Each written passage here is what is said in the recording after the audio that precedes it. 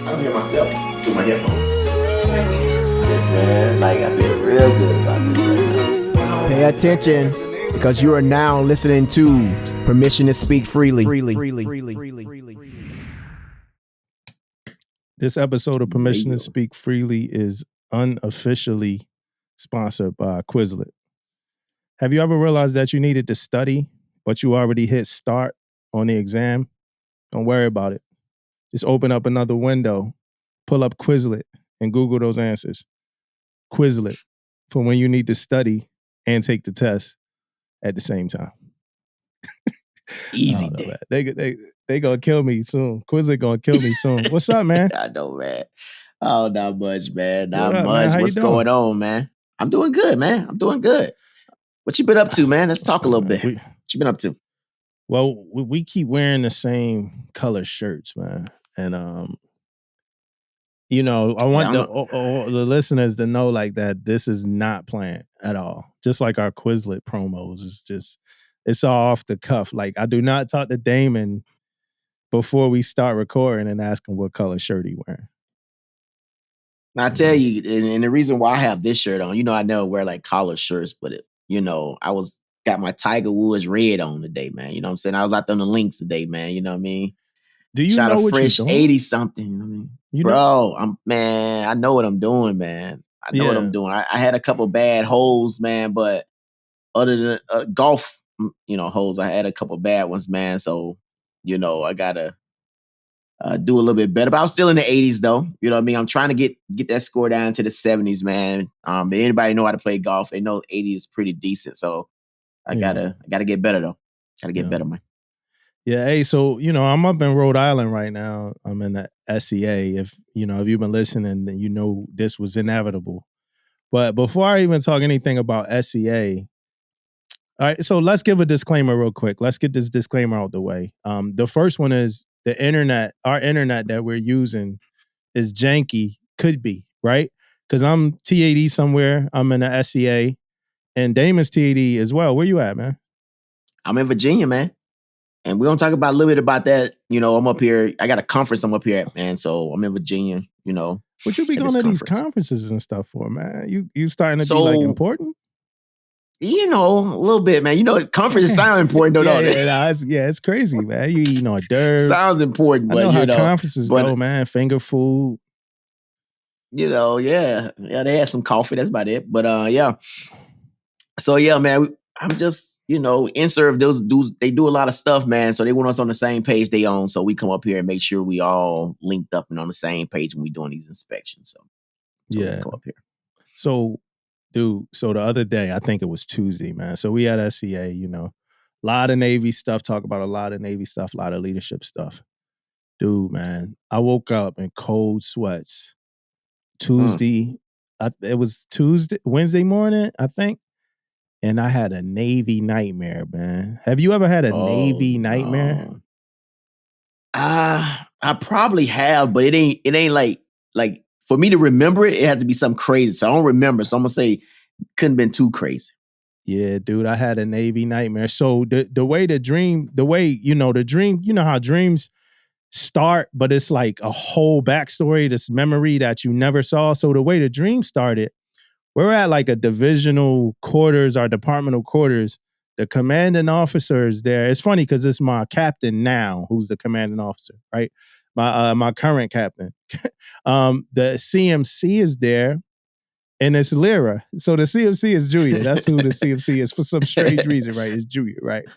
And then I'm with my division. And so CMC, he giving me props, and I'm a chief. I'm not a senior chief. CMC, I don't remember. I might have been. I don't know. I don't remember what I was.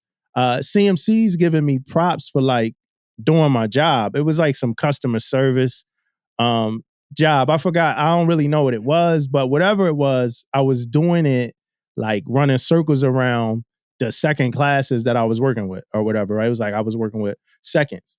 And I was the most requested rep in my position. Like people kept requesting and requesting. So the CMC was suggesting that I'll move up to a position of like higher like authority, right?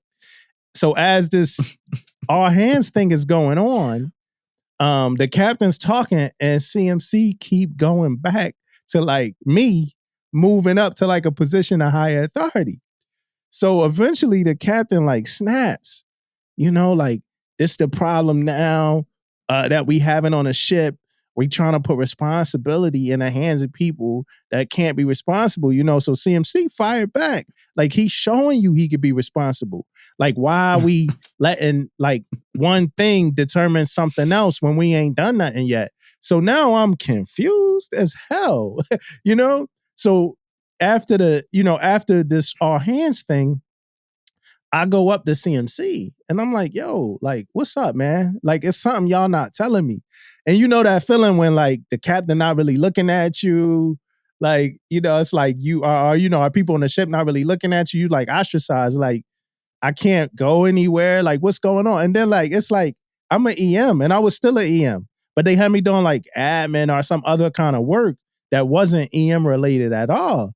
And that was like the third spot that they put me in, right? Because it was like they kept putting me in different spots, but I was like working circles around like the people that I was working with. So they kept putting me somewhere else, and it was like the same result. So I go to CMC, I'm like, what's up? Like y'all keep moving me places. I'm doing what y'all saying to do. What's going on that y'all not telling me, right? So he was like, come to find out, I was in trouble, bro. Like, and that's how they do you sometime in the Navy. Like they'll tell you, like they going through all of it, keep it a secret. So come to find out, bro, I'm in trouble, and like everybody know I'm in trouble, but me. You know what I mean? So I'm like, well, what did I do? What happened, right? So he's like, yo, the Navy finally took a look at all the stocks that people, this is bullshit. He's like, the Navy finally took a look at all the stocks that people been trading. And it was like, yo, they find out that you've been trading some stocks that y'all not authorized to trade in the Navy. He was like, so he was like, it's not just you that's in trouble, So I'm like, it looked like it is. Like I don't like where everybody else that's in trouble at. He's like, it's not just you, it's a lot of people Navy-wide that's in trouble. So I'm like, well, what's the fallout from this? He was like, reduction in rank and you get kicked off the ship. Oh, shit. And I was senior chief, and I'm like, yo, like, I'm not even a chief. I just knew, because we'll talk about how long it's taking me to get paid for senior chief. But like, I just knew that I felt like I was going to get busted down to a first, and then I'm like, damn, that's a long path. And now I'm like, so now I'm down. You know how it gets dark. I know sailors done dealt with this shit. Like when you're in the middle of getting in trouble, and it's just dark for you, like dang, like gloomy. So, and that's how it was for me. I'm like moping around and shit like that. But then I'm like, yo, should I just quit? Like, should I just be like, yo, I'm done. I'm not about to get busted down 2 ranks or whatever like that. Or should I like show them that I could make it again or whatever like that? Should I take this and show them that I can make it again? Like, like we tell sailors to do. Yeah. I run into a senior chief of EMCS that pretty much took my job because I couldn't do it no more. And it's funny because who it was is I don't want to say her name, but shout out to her though, is Marie. I'm not gonna say her name, but she is an EMCS on DDG 118. So she's who I ran out to. She's who I ran into, and she was like talking to me. She's like, what's wrong? Bro. And I'm like, yo, they got me. Like, like they found out I've been trading stocks I wasn't supposed to trade. And I'm like, yo, I don't even really know like this shit, And then she's like, and CMC said the same thing. They's like, well, if you trade in stocks, you should have figured out which ones you could trade and which ones you couldn't trade. Like you shouldn't just, oh my God, you shouldn't just be trading stocks or whatever. So I'm like, yo, what? Like, I don't know what to do. She was like, she was like, tell him it was the Black Plague, And I'm like, yo, what that mean? Like she was like, just tell him it was the Black Plague, bro. I was like, yo, like, and she's walking away, and I'm like, but she's like super serious. She's like, just tell him it was the Black Plague, and then I'm like, ooh, and I woke up. I just woke up. Like I just woke up like not knowing what to do, what to say. You know what I'm saying? But that was, that was my, I know it wasn't that eventful, but that was my dream, man. It was Oh, but that man, gloomy that feeling, crazy. just that gloomy feeling of like, what the hell is going on? Yeah, and how come like I'm the only person that's not in on this damn secret, bruh? But yeah. So that that was my dream, man. Over here at the SCA, man. That's how I started off my first week at the SCA with a Navy nightmare, man. Yeah, man. So my week, man. So first I want to talk about the Virginia, man. Like, this is like my second time. I think second time like ever coming over here, like staying, like coming over here for a week. So I've been here since Monday. Man, my first day, man, we got in late, and I normally don't like run and get a lot of fast food stuff. I say, you know what, man? Let me go up here and get some Wendy's, man. Get shout out to Wendy's real quick, shout out man. To like, you got that. I think you got like a 4 for $4 thing or something. Man, let me grab my old gig, man. You never gonna get bad service, never gonna get bad food from Wendy's. Shout out to Wendy's. Bro, Wendy's did me. Man, look. So I'll get in there. We ordered our stuff, man. So and I used to not even be this bad, dude. Like I normally, they give me my food, I'm out. Yeah. And I normally find out when I get back to my room, they didn't give me something or I messed something up or whatever. Yeah. But not this time. Whoa. I look in the bag. So when I look in the bag, I ain't have no sauces in the bag. But I wasn't driving. I was in the passenger side. So open my bag up. I said, hey, we ain't got no sauces. Can you ask her for sauce? Yeah. So he's trying to get her attention. First off, she's standing right there while he's trying to get her attention. She wasn't looking at Was she like delivering first aid to like a down coworker? Because this Wendy's, man. I know. Was she like giving first aid to somebody that got hurt or something? No, man. She wasn't giving shit. So she was ignoring him for a minute. So he then he started waving his hand at her or whatever. And bro, and we all looking, there's 3 of us in the car, we looking. She looks at him and start walking towards him. And she looks up in the sky, man, like looked up, rolled her eyes, came to the door. She opened it up real quick. Yes. And then said, well, you didn't give us no sauces. Closed it back. Came back and gave me like 1 sauce or whatever, man. But my thing to that is though, man, like that job is doing something for you, man. It's either paying your bills, it's giving you a new pair of shoes, it's doing whatever it's doing for you, right? You don't have to work there. That's a option that you got. Your option is not to work at that place if you don't want to. You don't have to be like disgruntled. You don't have to be there if you don't want to. So why come to a place of work where you need to have some type of people person skills or whatever, and you act like that, man? Like no elf giving. Like I don't care. Like probably we would have got the call, we probably would have fought him. That's how much care you got, you know. But it's too much going on in the world for me to even think about stuff like that. But I'm just like, man, why are you so like mad? I wanted to say that, but I know it just led to more, drama or more stuff. I would say, man, why are you so mad right now? Why are you so upset? Yeah. You know what I mean? I want to ask that question sometime, man. Like what's going on? You about to get off work? They're keeping you here late. What's going on? It got to be something. Yeah. Yeah. So that's how my VA trip started off, man. But now, bro, I worked at Wendy's, right? And I'm gonna tell you something about that, man. Great intentions every time. I worked the register sometime too. I work drive-through at times too. But customers, bro, like humans, man, like they could really taint your like experience as like somebody doing customer service. And like as a 16-year-old, 17-year-old, like your social maturity, and I'm not trying to make excuses for bad customer service, because I get frustrated with bad customer service as well. But sometimes your social maturity really don't like react like in a way that's respectful to the fact, in a way that's in respect to the fact that you are working in a job that you got to be professional at, like no matter what. Like, so for instance, like, people, this went back when people still used to spend cash. So people would throw like change and money, like on the counter, like just throw it on the counter. They would just throw the shit on the counter, right? And I was a cashier. When I took their change, I threw it on the counter too.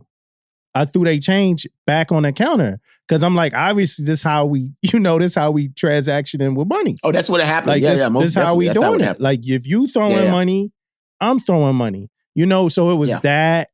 You get a lot of rude, you get a whole lot of rude customers, man. And then like even when I was cranking, like it was people that I was friends with, but their eating habits was like bad. You know what I mean? Cause so I cranked in the war room my actual, time to crank. That's a whole other podcast series. We could do a whole series of podcasts about cranking in the war room. Shout out to McKenna, shout out to Damon. But and shout out to Jeezy. He was a CS. I could do a whole series about that. But my second time cranking, I cranked on a Mestex. And man, bro, like people used to leave. I was like asking people like, yo, did you get anything on your tray? Like, did you get any? And I used to, like, I was, the second time cranking back then, you've been on a ship for a minute. So I was friends with everybody. I'm messing with everybody, laughing, joking, but I was still me. I was still, trying to be a perfectionist, want my stuff done right. And I remember like, yo, what's up? Like, did you eat any of that food? So it's like you start to see, I'm telling you, man, working food service, man, you see the worst of people, bro. You really do, man. Yeah. But I'm not making excuses for that because I've been places and I've been a little pissed off at customer service too. Like, even like and sometimes I drive the customer service, like, thank you, have a good one. And the people be like, yeah, yep. I'm like, yo, like you should be telling me to have a good one. Yes. So, because when I worked at Wendy's, it just got to the point that I got robotic. Like, yo, I'm gonna ask you what I'm gonna ask you, and that's it. And people would try to. I don't want to get too much into the Wendy's days, bro. But like, people would try to like ask for like certain stuff beforehand, right? And like you get trained a certain way at Wendy's, so it's like, you ask somebody what they want like a number 6 or whatever, and then you ask them, do they want a Coke? It's a suggestive sell. You have to ask for Coke because the Coke company makes all the other products anyway. Mm-hmm. So you ask them if they want a Coke, and then they won't. So they would ask, they would ask for the stuff, and they'd be like, yo, let me get a Sprite with, number 6. And then I'd be like, all right, so you want a number 6. Would you like a Coke? Knowing that they just said they wanted they wanted Sprite, but I was like, that's how to start our band right there. I said, bro, you ain't just hear like, me? I just said Sprite. I was like robotic. It's like, yo, I have to ask you if you want a Coke, and then at the end though, I always told them like, thank you, have a good one. I said that was a part of my, my process, but I'm a robot. I have a script, and I'm gonna always say, my script. Even like they would come and do all of this stuff, and then I'd be like, yo, I hear all that, but hello, how are you? How may I take your order?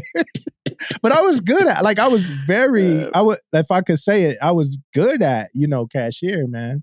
Hey, so it's LGBTQ Pride Month, right? It's LGBTQ Pride Month. And I'm gonna read something real quick.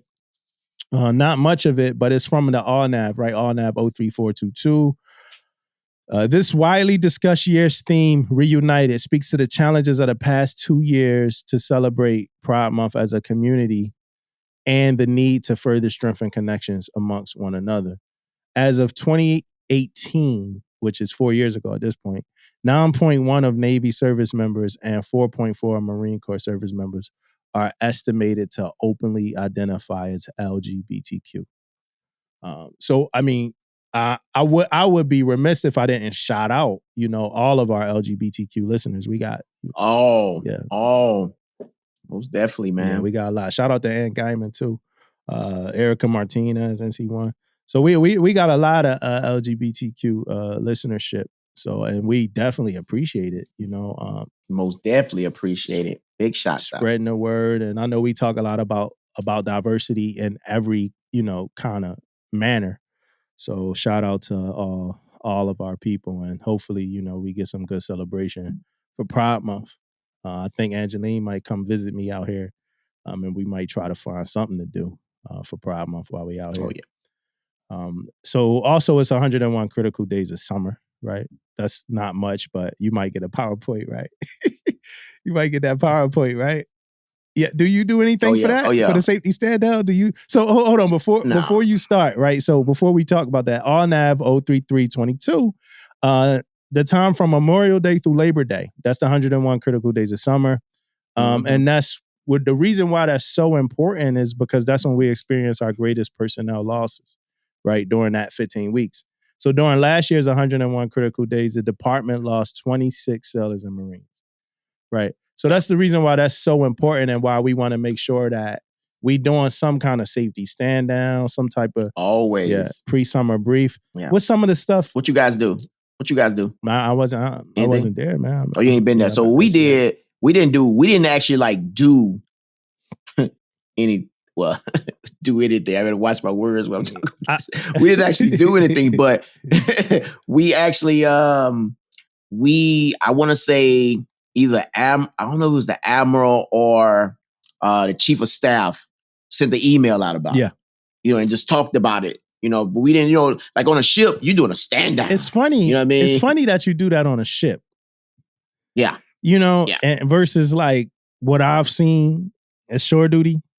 Cause like shore duty. On a ship, you could be like underway, still talking about like not like grill safety. Yeah. Like this shit, we need to talk about this on shore duty, right? Yeah, man. All type of safety, motorcycle safety, everything you talk about, man. Motorcycle safety, all the water events, water sports, all that stuff. Man. Yeah, but it's important though. I mean, I want everybody to know that's out there. We talking, we laughing about it, but it's very important, man, because we are losing a lot of sailors, like you just said, during this time period. So it's very important, but. People, we most definitely do things a little bit different on shore duty, man. Doing the well. Yeah, be careful. Think man. ORM. Think about that shit. Like, no matter what, still think your ORM, man. Don't be out there grilling stupidly. Yeah, man. Your safeties. I usually have something to put out fires. I got CO2 at the house. Have all that stuff, man. Have all that stuff. Yep. Yep. So yeah, man. So also, man, I want big shouts out to my youngest son, man. He graduated 8th grade. He a freshman next year, man. Little boy got a lot going on, man. He's hitting his little stride now, man. He freaking growing. He freaking playing all these sports. He's and I'm spending a lot of money on him, man. I ain't gonna lie to you. Spending a lot of money on him, man. But just to see him growing and see him like becoming his own little dude, man, it's like pretty exciting, man. So big shouts out to him, man. Has he bucked up on you yet? Oh man, ain't no bucking up, man. Mark, my oldest, if you guys don't, I know you guys heard her talk about it. He's like, he at home right now too. Ain't no bucking up going on, man. He like 6'2", 6'3", but ain't no bucking up on me, man. You know what I mean? Like he look taller than me, so it's still the same, man. It's still the same old thing. That's man. The look up 2-step buck up for the pop, the short pop. You look up, take 2 steps, and you buck. What's up, man? Yeah, man. That's a joke. Where that still be the hardest. The still is like the hardest word. I will still, like the joke. What movie was that? The Wood, where the dude, he was telling his pop like something, and his Morris Chestnut was talking to his pop. His pop was like, "I'm still your father, man." like I forgot what movie that was, man. What up? No, what up? Yeah, I tell you, man, you don't mess with the dads like that, man. Like brothers is different, man. Like when you at your brothers and you come back from a long time, you come home, you kind of want to feel yourself, like I can handle you now. You know what I mean? Yeah, but you ain't trying that with old pops, man. You gonna let it be, man. Just let it be, man. Fuck up, buddy, man. Hey, so look, man, I'm out here in Rhode Island. Mm-hmm. I got a question for the listeners, and I got a question for you. So I've been out here for a couple days. Thursday, I've been out here since Monday. And I'm gonna be honest, I haven't had like really good food yet out here. I've been to a couple places. I had seafood. I've been to just local places. I haven't been too far away from the base yet, which I know is probably the problem. But I haven't had like really. I had pizza from a place. I'm gonna name it. It's called Antonio's by the Slice. Right. And if you have been supporting me Antonio's by the slice, I'm sorry in advance. If you've been listening to the pod and you're a supporter of our pod, I'm sorry in advance, and I'm okay without you. But that pizza was horrible. That was the worst slice of pizza that I ever ate. Like, all y'all had to do was make a slice. Like, that's all y'all had to focus on was a slice. It was horrible. It definitely wasn't plank on the pizza, right? It was horrible. Big shots out the plank on. Big shout out the plank on. It was a pepperoni and sausage pizza. I don't know how they got this wrong, but it's like they took, it looked like they just took like a handful of sausage and just threw it on the slice and then just sent the slice over. Put some cheese on top. This was they didn't put the cheese on top of it. The pepperoni, it looked like the pepperoni and cheese was already on the pizza, but it looked like they just slid the sausage on. Yo, this was really bad. Then I had it with something else. Wasn't that good. Went to another spot. I won't name it because it wasn't horrible, but it wasn't that great. Went to another spot, which was decent. They had wings. It was decent. But hey, if you're a listener, and I know we got a lot of them who've been to SCA before, who've been an officer, who've been out here, even officers that been out here, PEOs that been out here, Changs, Top Snipes, stuff like that. Whoever you are, please, this one of them moments that I was talking about that we're going to be talking to y'all and we actually want some input. Can you please send me some good restaurants? You could hit PTSF podcast at Gmail. You could respond to Instagram. You could talk to us, comment on YouTube. Whatever you want to do, let me know. Quick shout out to our YouTube engagement, our YouTube comments, listeners is growing. We appreciate you guys. We love you guys. But as far as food, let me know what's a good spot to eat, Damon. You remember any places you ate when you were out here? Man, I don't remember. No, I came like 2018, 2000, like something like that. So man, I don't remember. 2018 ain't that long ago, man. Bro, I'm old, bro. I'm old. But yeah, but I don't remember, man. I know we did go out a couple times. Yeah. And I remember us going, it was like a little downtown area, man, we went to. Hit a couple little spots up down there, man. But man, nothing stick out to me though. You know what I mean? Nothing sticked out. So, but I know they do got some places down there, you know, but yeah, that's but also with that, I need to go real quick. $35 and up kind of for me. I'm not an under $35 eater. You know what I mean? On a regular, sorry, man. Look, sorry. On a regular night, I'm not an under $35 eater. So, you know, like, so I'm letting y'all know now, like, if you're thinking about a place, don't worry about the dive bar, the cheap thing or whatever. Like, you look like you real eager to say something, but 35 and up, you know what I mean? Like, that's what I'm looking at. And that's on the low side. So that's what I mean. This a Tuesday night, man. This is a Tuesday night. You know what I mean? This is a Tuesday night. Y'all hear that, listeners? This is y'all Tuesday hear that, night, man? and that's only food, no drink. $35 and up. That's you know, that's my price. That's steak right there. That's that good stuff, man. Put him in a good spot out there, guys. Hey, and we'll also share this. So if anybody, you know, want to send us something, we'll most definitely share it because a lot of people gonna be coming through Rhode Island, man. So we'll make sure we get it out there and share it out there, man. Get us some good spots. Yeah, and to be clear, you know, not no steak. You know what I mean? Like steak, that gotta be about 55 and up, right? The steak. And I don't eat steak, but I'm thinking, I've been to some places and I looked at the steak. It was in the 55s, 70s, hundreds. Yeah. The hundreds, not the hundreds. That's where you at. That's where you at. Well, no, not here, not in Rhode Island. I haven't been anywhere yet where anything was more than like $30, like on the menus. So that's what I'm saying. Like, you know, get me to a good place where they might look at me funny when I come in there with my t-shirt on. I'm definitely coming in with my t-shirt on. Yeah, right. So just let me know. Let me know, y'all. For sure. Let me know. All right, here's a quick one. Speaking of oh shit, I probably gave it up. All right, hey, so question, what's your MVP rating? What do you think is the best pound for pound rate in the Navy? That you, and we're not necessarily, when you say this, you're not necessarily talking about outcome. A lot of people gonna pick their own rate. You know what I mean? Like, but that's not what we getting at. We talking about most valuable rate. Most valuable rate to you. Okay. Yeah. So, I man, to me, my most valuable rate, man, and it's hard. It's hard, but it's hard, bro. Easy. It's hard. I'm ready. But I'm gonna have to say my most valuable rate, man. I have to be the LSs, man.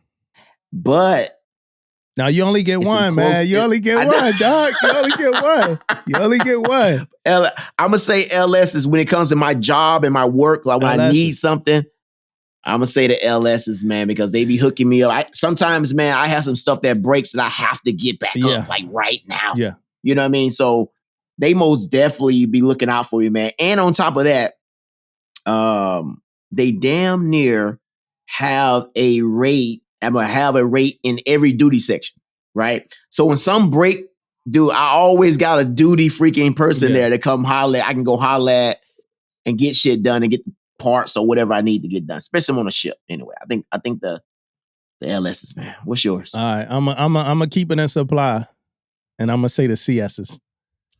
I'm gonna say the CSs. I'm gonna say the CSs. Yeah, they was close. Close that's to the MVP rate for me. They work. I got a lot of respect for them because of the hours that they work when they are working. I know they got like a couple days off, stuff like that, but they work like crazy hours. But like you got it, man.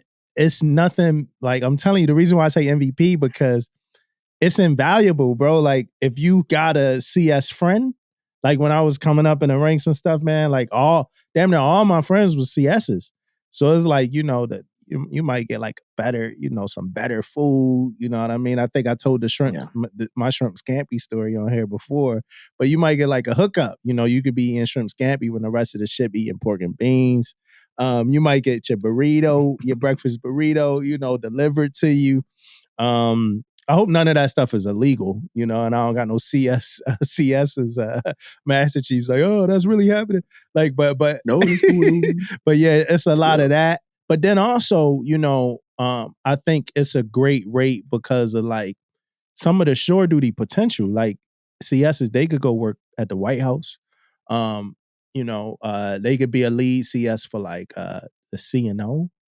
So it's like it, I don't think the CNO got like an EM or whatever. Or if they do, I don't know. I'm out here now in DC. I never saw that advertised. They could work in Camp David. It's CS's out there in Camp David. That's working, for the president. Like the president got like, lead CS's. So I just think that's like, I love you all, all the CS's. I love y'all. And the CS's have been great to me throughout my entire career. So yeah, I would say that was the MVP, the MVP rate. Yeah. Big shouts out to CS's, man, because of we had one of our buddies, man. He Master Chief now, man, on the last command. And he was telling me how you like worked for this admiral for like 8 years or something. I used to, he used to tease us about how long he was hiding, from the ships. Yeah. You know what I mean? Because he was at the admiral for like 8 years, man. Yeah. But, man, big shots. And they set the tone, bro. Like you write about LSs though, we need them. Like, we need them when the going gets, CSs set the tone, man. Like a good meal on like a holiday. Invaluable, bro. Like when they do right for the holiday meals, the birthday meals, and then like the normal tone breakfast. The normal tone breakfast. The set. I'm gonna tell you about me, man. Why CS was close. They was close to being my number one, right? And the reason why I'm saying that is because I remember having a late watch, man, and skipping that dinner because you want to get that nap in before that late watch come up. And then, man, you can make that phone call, man, and get that hookup to come in there and bring you a little pick me up. Yeah. You know what I mean? So hey, and I'm here to tell you, man, if you ain't got no friend down there, man, you ain't getting that. You ain't getting that. Or when the night baker, and I think that's what you talk about. Or when the night baker get exclusive doormat rats. When the night baker get exclusive doormat rats, like, yo, they whipping up fajitas. Like, it's like, oh man, like, what's up? Dude, look, let me tell you, I'm giving you guys a quick story, man.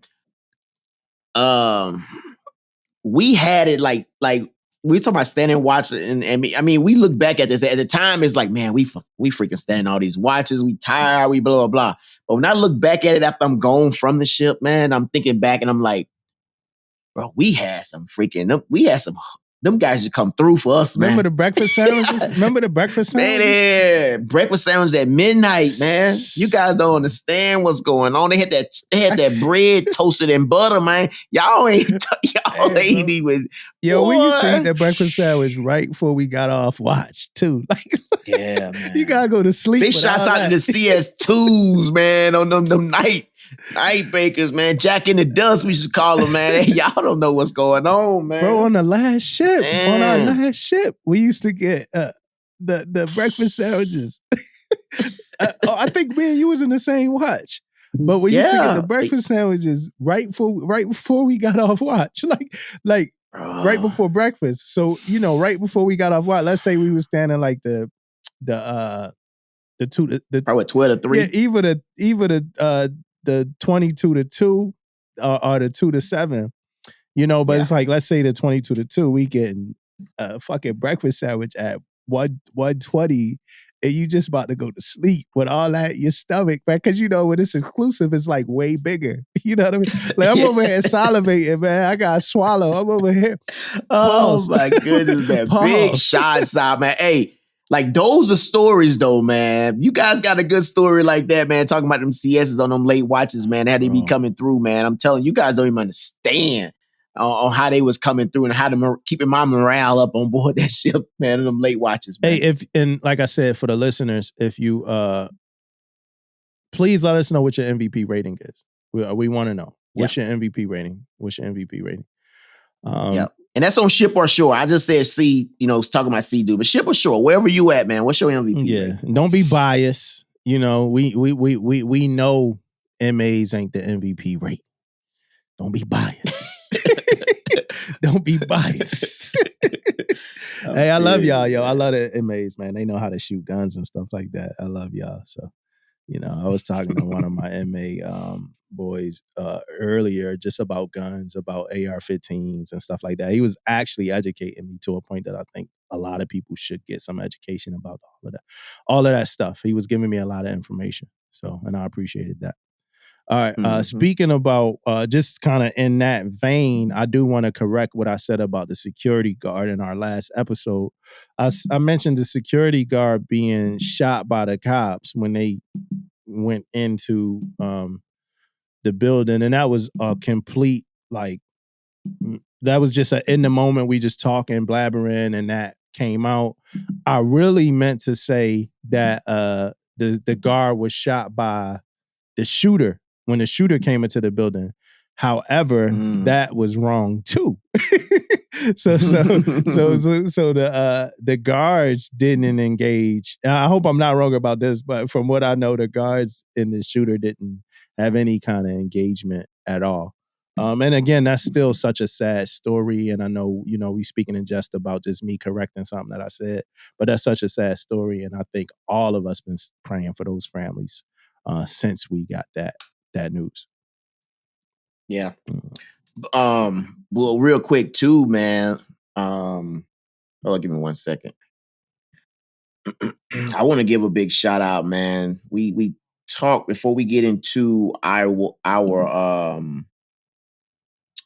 hero of the week, man. I want to real quickly, man, give a big shout out to Fireman Second Class Telefora de la Cruz Trinidad, man, the first Filipino American to get the Medal of Honors, man. So if you guys didn't know, he's going to now have a ship named after him.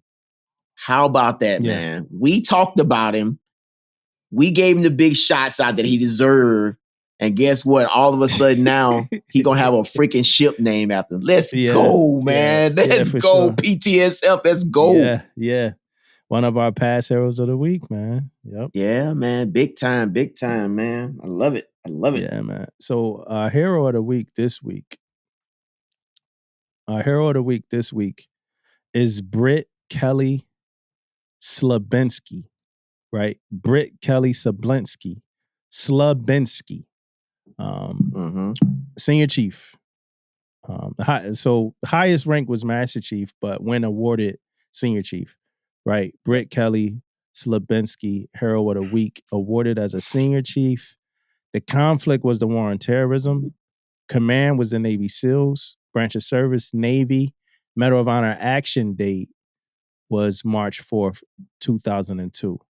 The action place, and I'm never good with these Afghanistan cities, but Takur Gar, right? So Takur Gar, Afghanistan. So I'm going to read this citation. For conspicuous gallantry and intrepidity at the risk of his life above and beyond the call of duty, while assigned to a joint task force in support of Operation Enduring Freedom. In the early morning of 4 March 2002, Senior Chief Special Warfare Operator Slabinski led a reconnaissance team to its assigned area atop a 10,000-foot snow-covered mountain. The insertion helicopter was suddenly riddled with rocket-propelled grenades and small arms fire from previously undetected enemy positions. The crippled helicopter lurched violently and ejected one teammate onto the mountain before the pilots were forced to crash land in the valley far below. Senior Chief Slabinski boldly rallied his 5 remaining team members and marshaled supporting assets for an assault to rescue their stranded teammate. During reinsertion, the team came under fire from 3 directions, and one teammate started moving uphill toward an enemy strongpoint. Without regard for his own safety, Senior Chief Slabinski charged directly toward enemy fire to join his teammate. Together, they fearlessly assaulted and cleared the first bunker they encountered. The enemy then unleashed a hail of machine gun fire from a second hardened position only 20 meters away. Senior Chief Slabinski repeatedly exposed himself to deadly fire to personally engage the second enemy bunker and orient his team's fires in the furious close quarters firefight. Proximity made air support impossible, and after several teammates became casualties, the situation became untenable. Senior Chief Slabinski maneuvered his team to a more defensible position, directed airstrikes in very close proximity to his team's position, and requested reinforcements. As daylight approached, accurate enemy mortar fire forced the team further down the sheer mountainside. Senior Chief Slabinski carried a seriously wounded teammate through deep snow and led a difficult trek across precipitous terrain while calling in fire on the enemy, which was engaging the team from the surrounding ridges. Throughout the next 14 hours, Senior Chief Slabinski stabilized the casualties and continued to fight against the enemy until the hill was secured and his team was extracted. By his undaunted courage, bold initiative, leadership, and devotion to duty, Senior Chief Slabinski reflected great credit upon himself and upheld the highest traditions of the United States Naval Service. Well, man, listening to that, man, the first thing I'm gonna say, man, it seemed like he did multiple things in that write up to earn the Medal of Honor, man. Good gracious, man. Yeah. It was a couple things in there. First off, a hero. First off, extraordinary. And pretty much his life at the time didn't matter. It was about saving. It was about helping. It was about doing all the things that we look back on and say, this guy is a hero. So, I mean, that's huge, man. And I know we bring this up. We always talk about it, man. But this guy is a hero, man.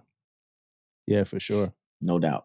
Yeah, for sure. And speaking of heroes, man, is that, you know, I just talked about the past hero getting a ship named after him. Guess what, man?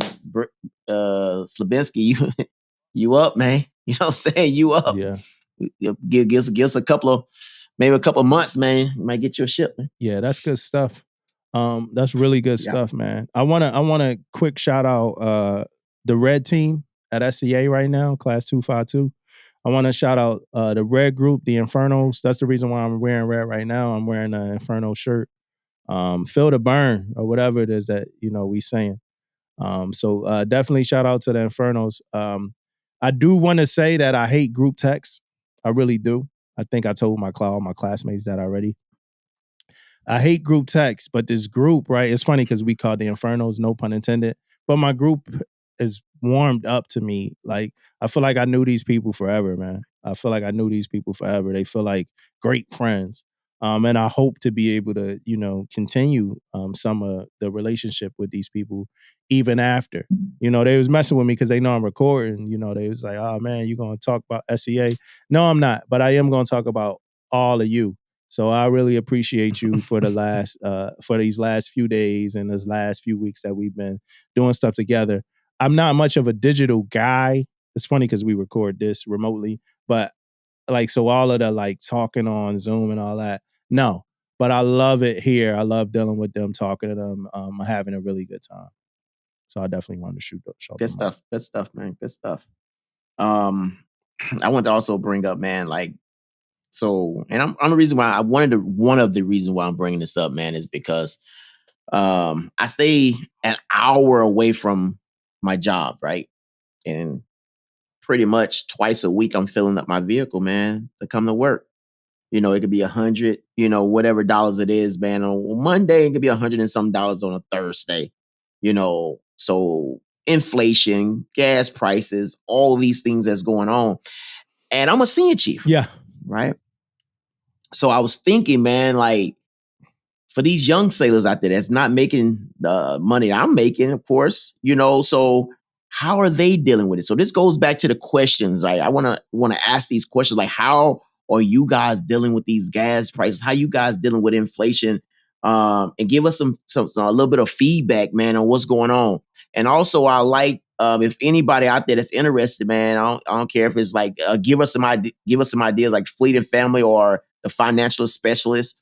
So we can get on here and talk about, some of the things that young sailors can do and stuff that I can do and to be financially stable. If we want to talk about that, it doesn't matter. I just want to get somebody out here to help sailors out because I know, man, it's hard out there right now, with all the stuff that's going on with gas prices and things like that.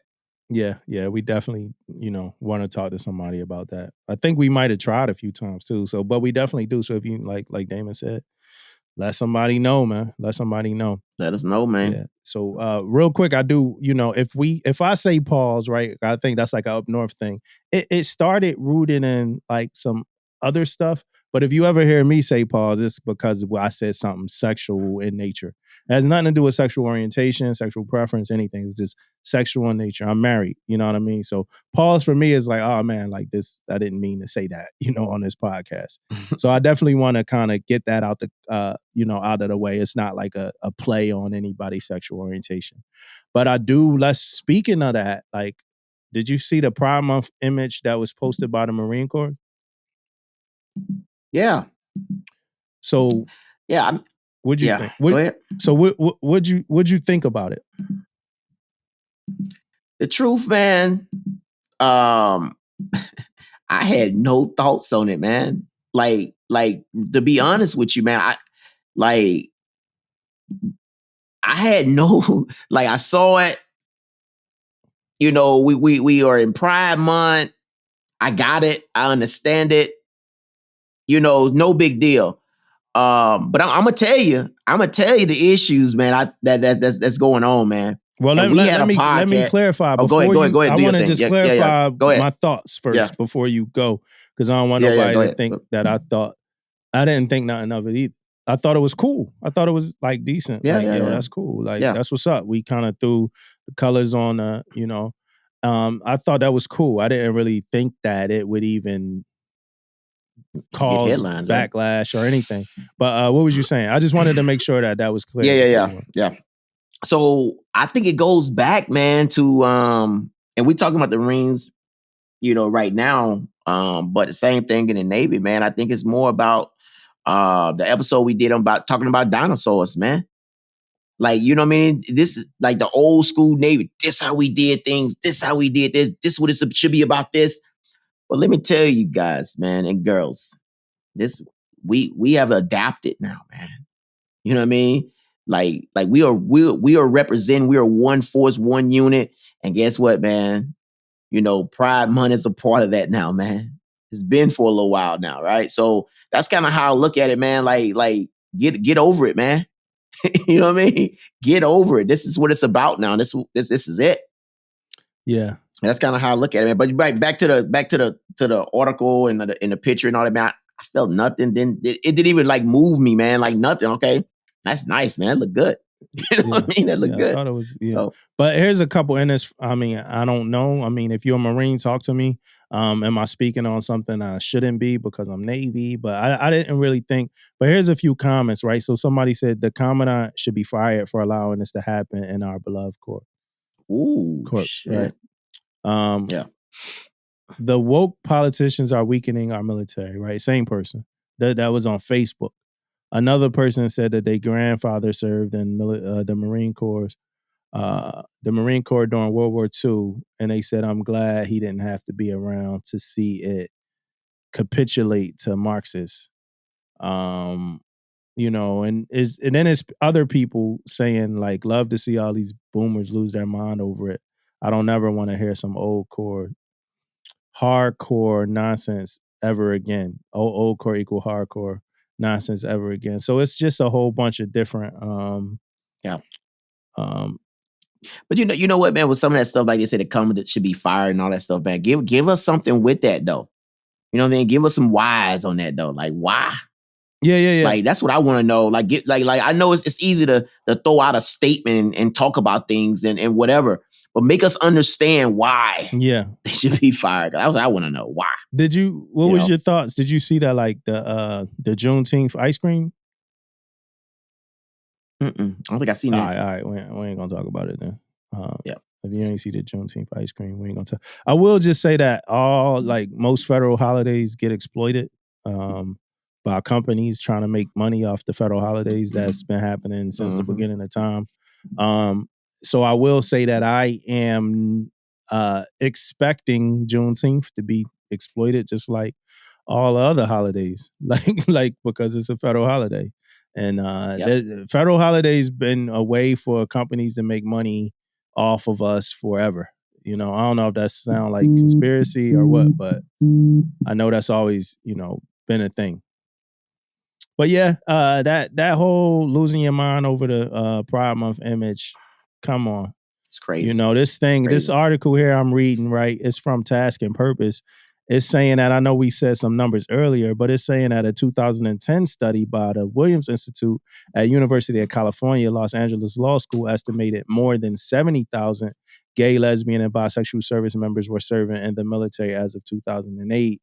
Additionally, a 2003 study from Urban Institute estimated at least 1 million veterans were gay or lesbian, and that number is doubtlessly much higher now. So come on, yo. You know what I'm saying? It's a reflect, but I mean, it's the world we live in. This the world we live in. Yep. Even if you read the comments in the article,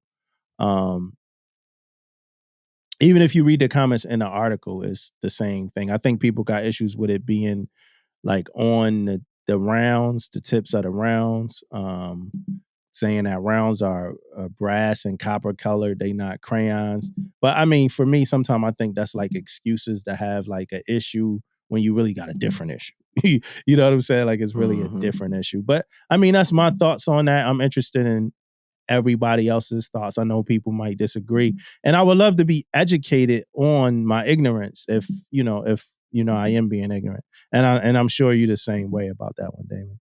Yep. Most definitely, man. Most definitely. All right, so boom, right? Introducing a new segment to Permission to Speak. Yes, indeed. I'm looking forward to this, man. God, it's got me pumped. Introducing a new segment. It's called the Do Better segment, right? So do better. So we've been telling people to do better a lot.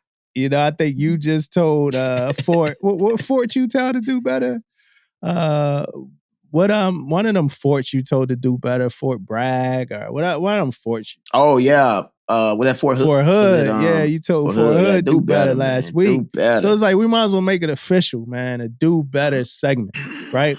And we actually need your help with this. Like if you're listening, we need some topics. So if you know something that happened, whether it's big news or if you had your own personal experience of something that happened where somebody or something needed to do better, let us know so we could talk about it on here and we could highlight or low light that situation that happened, right? Damon, you got anything like to talk to the listeners with that about do better?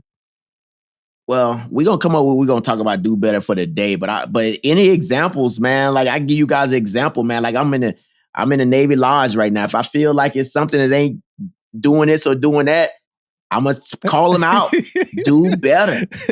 Do better. I actually got, you know what? I got something. Hey, Navy Lodge, check this out, man. I'm gonna go ahead and say this right now, man. Like, and I know it's COVID, man. I know it's a COVID thing, maybe, but cleaning rooms like every 4 days? Are you serious? Come on, Navy Lodge, do better, man. Like my room ain't been cleaned in 4 days, man. What's going on, man? I got to ask for towels. Come on, Navy Lodge, do better, man. Let's go. NGIS is doing better. I thought y'all was all the same now. Yeah, I thought y'all like all the same or whatever. NGIS, they up in here every 2 days, every day or something like that, hooking it up. But that was the example I want to let you guys know, man. Big or small, man, hit us up, man. Yeah, do better. If whatever it is, leave names out. Leave names out if it's a personal thing. Yeah, somebody leave names out. But yeah, just do better. But so our first one that we got for today is here's the headline, right? VA hospital denied emergency care to dying vet because staff couldn't verify his military service, right? I'm gonna try to get through this quick. A Florida Veterans Affairs hospital refused treatment for a veteran dying of heart failure because first responders could not prove his military service, a clear violation of federal law. The incident, which occurred at the Malcolm Randall VA Medical Center in Gainesville in 2020, was not the first failure by emergency medical staff there to provide care to individuals facing critical medical crisis, right? So staff from the VA Inspector General Office said without policy and staffing changes, it may not be the last, right? So let me get to what happened, right? The veteran, identified only as a 60-year-old man who had been treated at Malcolm Randall for heart issues earlier this spring, was rushed to the hospital by a local ambulance after a neighbor found him unconscious at home. Emergency responders contacted staff en route to the hospital to inform them that the man was in poor health and was believed to be a VA patient. But when they arrived, the report states first responders found the VA staff belligerent over the lack of identification and argued for several minutes about whether he was eligible to be treated at the facility. Under federal law, hospitals with emergency services are obligated to provide medical screening examinations and stabilizing treatment to patients with emergency medical conditions. I mean, this dude was unconscious, regardless of their eligibility for care in other situations. After waiting about 10 minutes for staff to admit the man for care, the ambulance staff gave up and drove to another nearby hospital. The patient died of heart failure about 10 hours later. Are you freaking serious? Are you freaking serious? First off, a couple things like hit me on that. First off, VA, you guys do better, man. Ain't no way someone gonna come to you unconscious, and you gonna argue about some freaking VA. It's an ID. Is he a veteran or not? Like, are you freaking serious right now? Where is that? Wait, are you freaking serious right now? Unconscious, man. Yeah. Unconscious. And then on top of that, you telling me they had to drive to another hospital? That means you didn't take them. Nah. Are you freaking serious right now, man? Like, hey, I don't know what's going on, but first off, that's against the law. Like you stated. And I know someone out there suing the crap out of them probably for that shit. Yeah. If they ain't already sued or whatever, man. But that's crazy, man. Being in the, I mean, I know that's gonna be on somebody conscious and stuff like that, man. Thinking about that, somebody died because you did not help them. That is crazy, man. We have to do better. We gotta do better. Do better. Now I don't know if it's gonna be on the conscience of like some of the medical. I would love to let me stop before I would love to hear what somebody that does this medical work and stuff got to say about this story as well.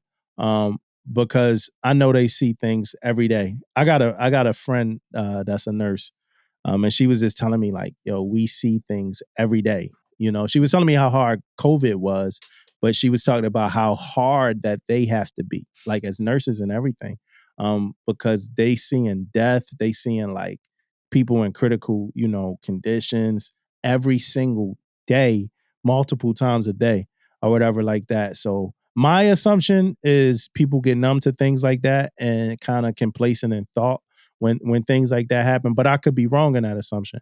So I'm interested to see what a nurse, but I also would assume that if somebody's unconscious, then your logic, in providing medical care would be like they didn't, like the people who found them unconscious didn't know where their proper identification was. So what are we doing? Like, let's help this person. Yeah. Like when That's did what I don't understand? Yeah, like when did we get out of like the business of like, let's help this person or whatever? But I would love to see what a medical, person got to say about that. You're right, man. You know what? I'm being very critical of this, man, because the guy was unconscious, but it's always two sides to everything. I mean, this is an article.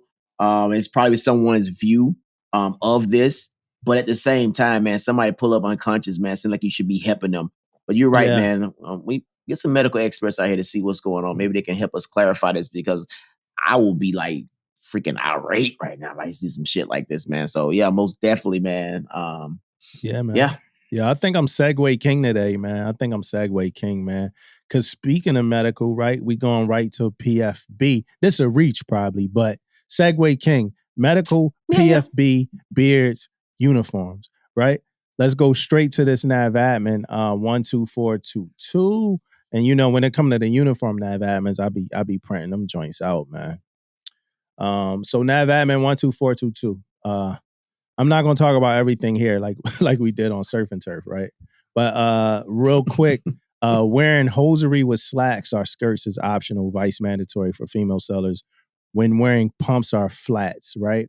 When hosiery is not worn, though, shoe liners or no-show socks are required to be worn for hygienic purposes and to avoid abrasions or blisters. Ladies, I mean, what does that mean? How do y'all feel about that? I know it means like you don't gotta wear like stockings, right? Or pantyhose, right? So wearing hosieries with slacks or skirts is optional, vice mandatory. So I think you could choose to, wear pantyhose or not. The female officer CPO summer white uniform belted slacks are redesigned as a basic component of both summer white and service dress whites. The policy change facilitates use of the same slacks for either uniform. Beltless dress white slacks, redesignated as optional, vice mandatory. Rank insignia, right? So this is a big one, right? As of October 1, effective October 1, the black cold weather Parker rank insignia on all uniform components with rank tabs, right? So from now on, like to squint your eyes and all that to figure it out, it's done. You're going straight to black cold weather Parker, right? I was just talking to a seller today. I was against that. Hey, I was against that, man. I was against that. Yeah, man. Me too, man. I like the good flow, man. I like the good flow, and I like the suspense, man. I like a young seller, staring for a minute, like, yo, what is he? Like, I was in the elevator with a seller, and I ain't even hear what he called me. I guess he, said, "Hey, Chief." He was like, "Yo, I hate those tabs, senior." I'm like, man, it's all good, man. I'm a chief, man. We always that.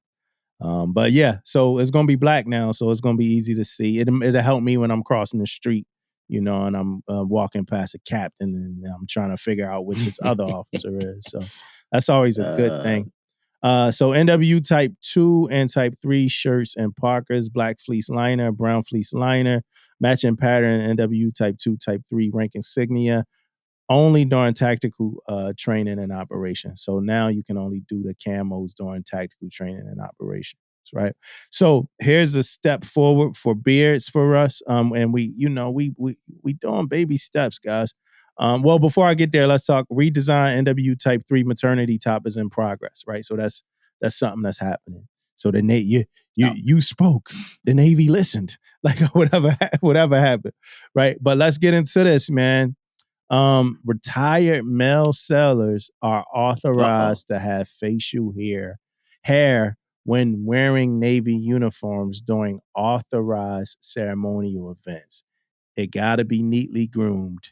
Cause we know y'all don't want to neatly groom your fucking hair. I don't, like, why do we?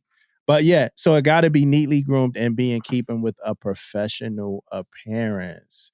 What do you think about that, Damon? I'm with you, bro. Baby steps, man. Baby steps, we almost man. there, man. We almost steps, there. man.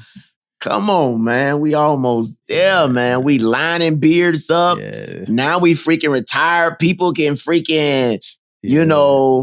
wear beards long as it's neat. Oh, man. We at least like 3 more steps. We in there, man. Yo, let me ask you a question, man. I need you to be honest, man. Did you know that it was a rule against retired people having beards?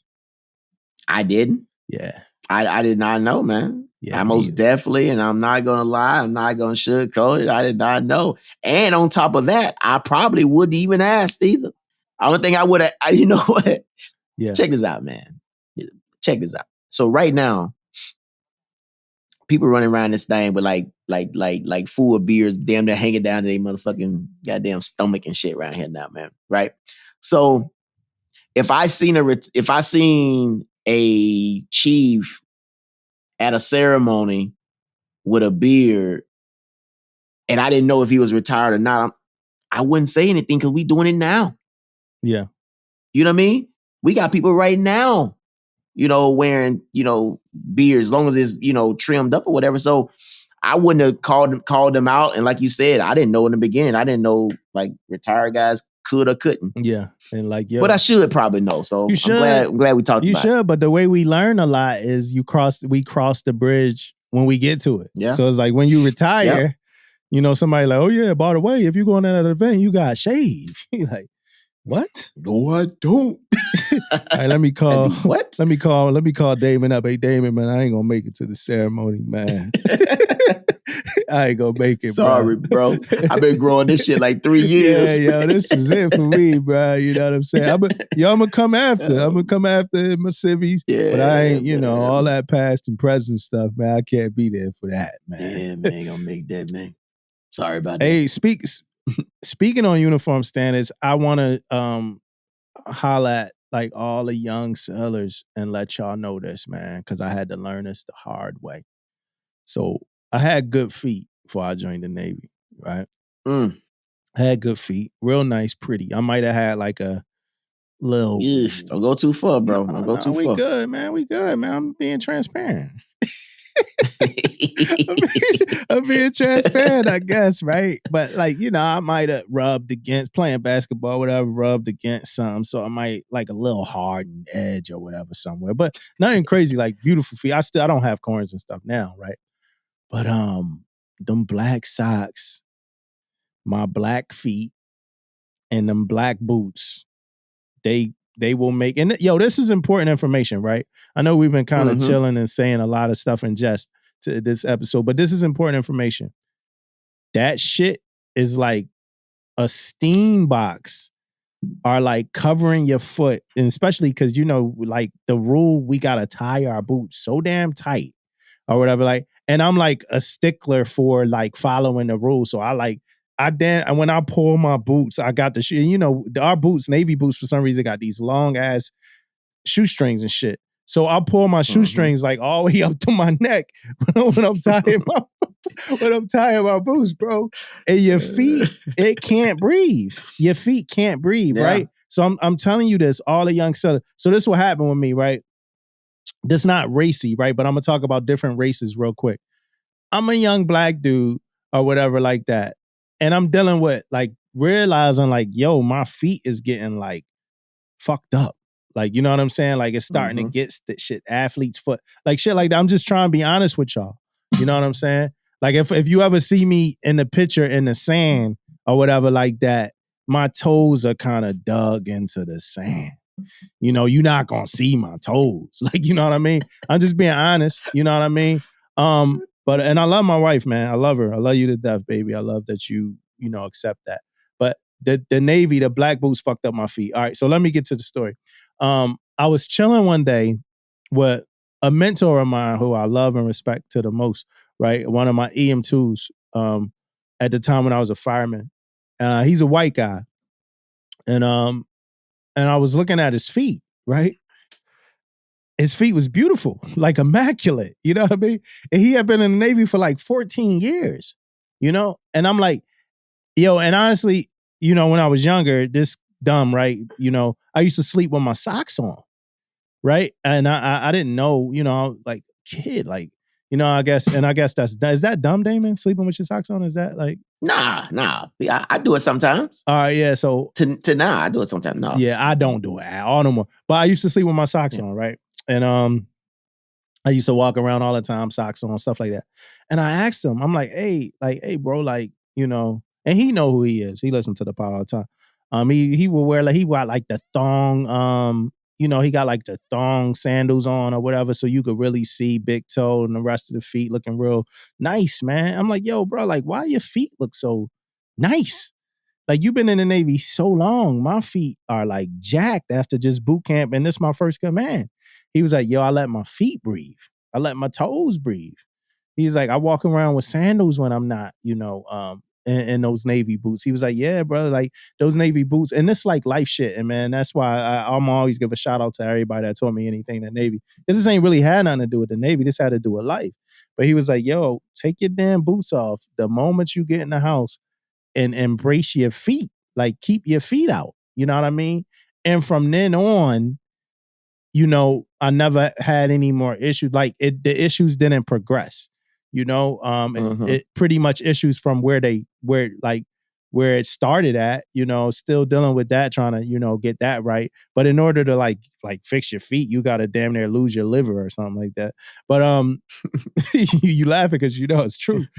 But I've, you know, it's been better, but I appreciate that advice from him. So young sailors, if you starting to notice, I mean, like the fresh out of boot camp, first command, first 6 months, if you starting to notice your feet, like it's feeling like you're getting more athlete's foot and all of that stuff, really, really, really, like, you know, take them boots off as much as you can. Take your boots off. Take your boots off. Soak your feet. Dry your feet real good. It's funny I'm talking about feet, but this is important to me. Dry your feet real good. Air it out, you know what I'm saying, like that, because you don't want to be like me, still reeling about how bad, you know, your feet got fucked up. I tell you something, man. My issue I had, not necessarily with the boots and stuff, like messing my feet up and all that stuff, man. I had a problem when I first came in, man, of wearing the straight black socks.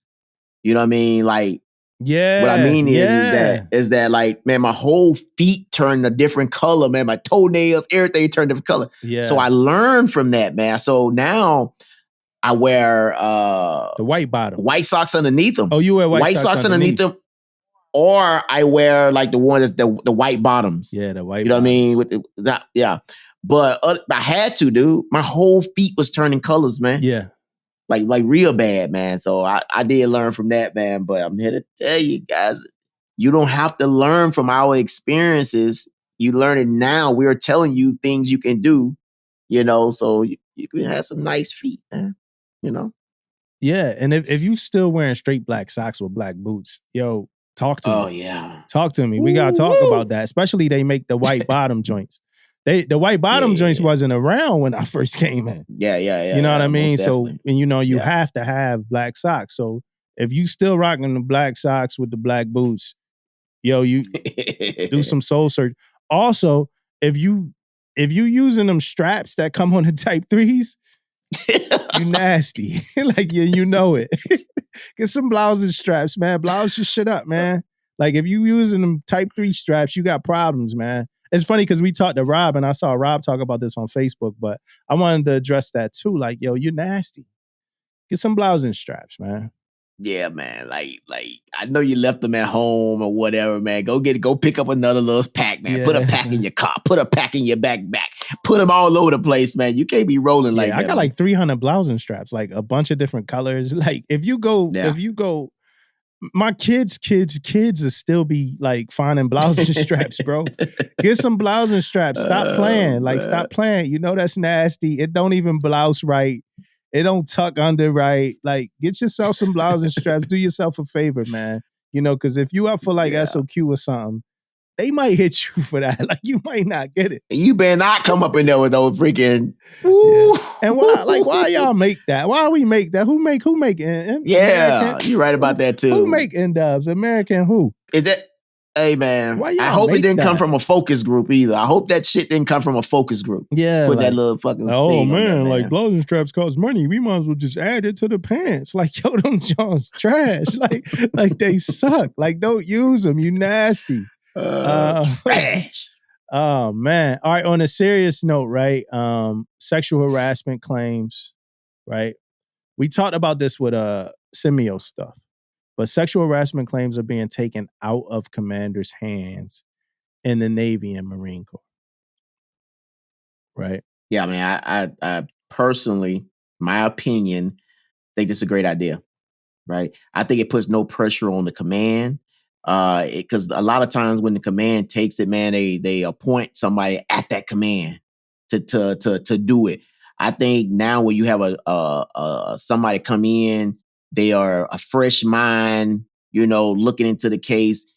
They are not looking at it like it could be, what's the word I'm looking for? Like, they know the person. I know this person, man. I don't know if I want to do this or do that, right? You got somebody coming in from the outside, don't know you, don't know that person. They are just doing their job. You know what I mean? On taking the notes, doing everything they have to do, getting the information, with no, like, really having no consequences of getting in trouble because they said this or somebody snooping around and asking them questions. None of that stuff. You don't know them. They just calling you in, ask you questions. I think it's a great idea, man.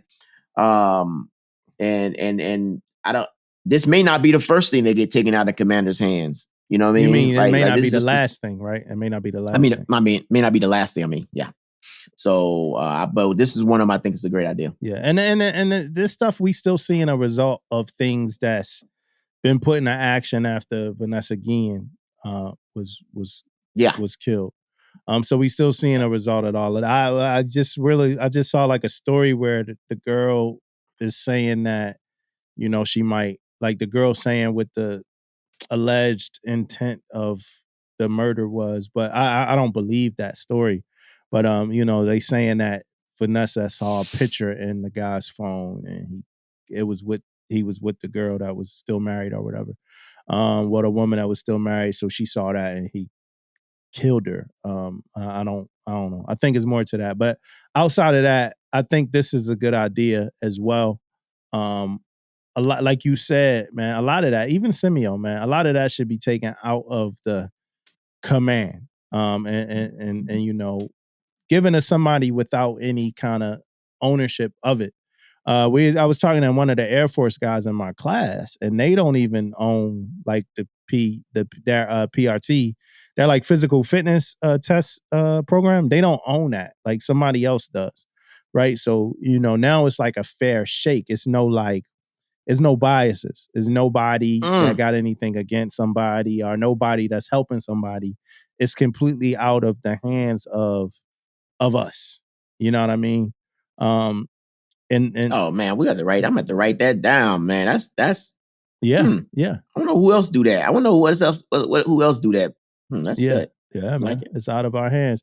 But I mean, that's just, I think it's dope that like we listening to things and we actually changing things. Sexual harassment investigations, they should be out of commander's hands. I don't think that the commander should have to make that determination. Let's put that in the hands of somebody else, right? And let's, even because that's a Simeo thing. So even a Simeo as well. Like that's a lot of pressure on like all of that. Yeah, Simeo. I was talking to some people earlier about how, the Simeo is supposed to be like an advisor to the commanding officer, but that could get clunky sometime. That could get very real clunky. I had a seller talk to me about having issues with their Simeo and stuff like that, about their Simeo being afraid to go talk to the command about stuff like that. So I think some people get confused about that role. And we talk about that a lot, so I don't want to go too crazy about that. But I want to ask you a question about waiting for pay when you make rank. Well, not even ask you a question. I want to educate civilians that listen to the podcast about the Navy, because I don't know if they know, what happens. but you make rank, right? So let's say you make like, you make senior chief. A year could go by, a damn near a year could go by before you start getting paid for your rank, And that's other ranks too. That's like junior rank, junior ranks too, depending on, how you fall out. But a damn near a year could go by before you start getting paid. But you assuming the roles and responsibilities, right? Yeah. I tell you, yeah. What's up? That's so I think the EA thing, but I think the where it really hits though, man, is when you make E7 though. Yeah. Right? Because you got to buy uniforms. It's a lot more stuff that's going on that you got to spend money on, but then you don't get paid to that next year. Yeah. And most of the time when you're making chief now, a lot of these guys are making it a lot earlier. So, but just for the people to know, if you're a senior, sometimes you can get paid earlier. Yeah. So it ain't just automatically a year. It depends on your seniority and all that type of stuff. So sometimes you can't get paid early, but now chiefs are making it a lot sooner now. So most of the time they're getting paid probably the next year out, year out or whatever. And then whoever out there can educate me on that. Maybe I'm not saying it right. So if you guys got the right answer to that about the seniority thing, it may just be a percentage. I'm not sure. But whatever it is, let us know. Yeah, I mean, I've been waiting. I had to wait damn near a year to get paid. I think this is about to be like my first senior chief paycheck, man. So it's a long wait. And I just found that funny. I'm not complaining about that or not. I just think that's a funny thing that I think civilians should know is like, yo, we wait a long time to get paid. However, if you get in trouble, right? So let's say, you made first, you was a second class, you made first class. So that's E5, E6 for the civilians, right? So you was an E5 and you made E6. You was second class, you make first class. Let's say you get in trouble before your money kick in, right? Since you still getting paid for second class, if you get in trouble with something that's, like critical enough for you to lose your rank, you're going to get a reduction in your rank. It's going to be to your next pay grade, to the pay grade under. If you're a second class, if you was a second, but you made first, I hope I'm saying this the best way I can. But if you was an E5, but you made E6, but wasn't getting paid for E6 yet, you technically still an E5. So when you get busted down, you're getting busted down to a third class petty officer, right? So you was an E6. E4, yep. You was an E6, a LPO, leading petty officer. You in charge of a division or doing whatever leadership thing that you're doing, depending on your situation. You get in trouble. Before you start getting paid, you go down 2 ranks back to a damn E4. And I love my E4s out there, but I know ain't no E6 that went back to an E4 ever was happy about that shit. So you go back down to an E4. Yeah. You was just leading your people 3 weeks ago. Now you're E4. Sitting in ranks and, trying to figure this out. Trying to figure out what you're going to do. So I just wanted the civilians to know. And then in the military, in the Navy, and the military, that rank stuff mean a lot. That's like, 2 pay grades, 2 different like whole formats of roles and responsibilities and stuff like that. So you bang down twice, your E5 might have been waiting for that. That E5, that E5 might have been waiting to tell you to fall in. Yeah, man. be like, yeah, man. I need you to go, clean some stuff up, man. You know what I mean? Go ahead. Go ahead. Go ahead and, get those bilges, man. Go ahead and get that trash taken out. Yeah, I know you know how to do it. You was telling me how to do it for the last 2 years.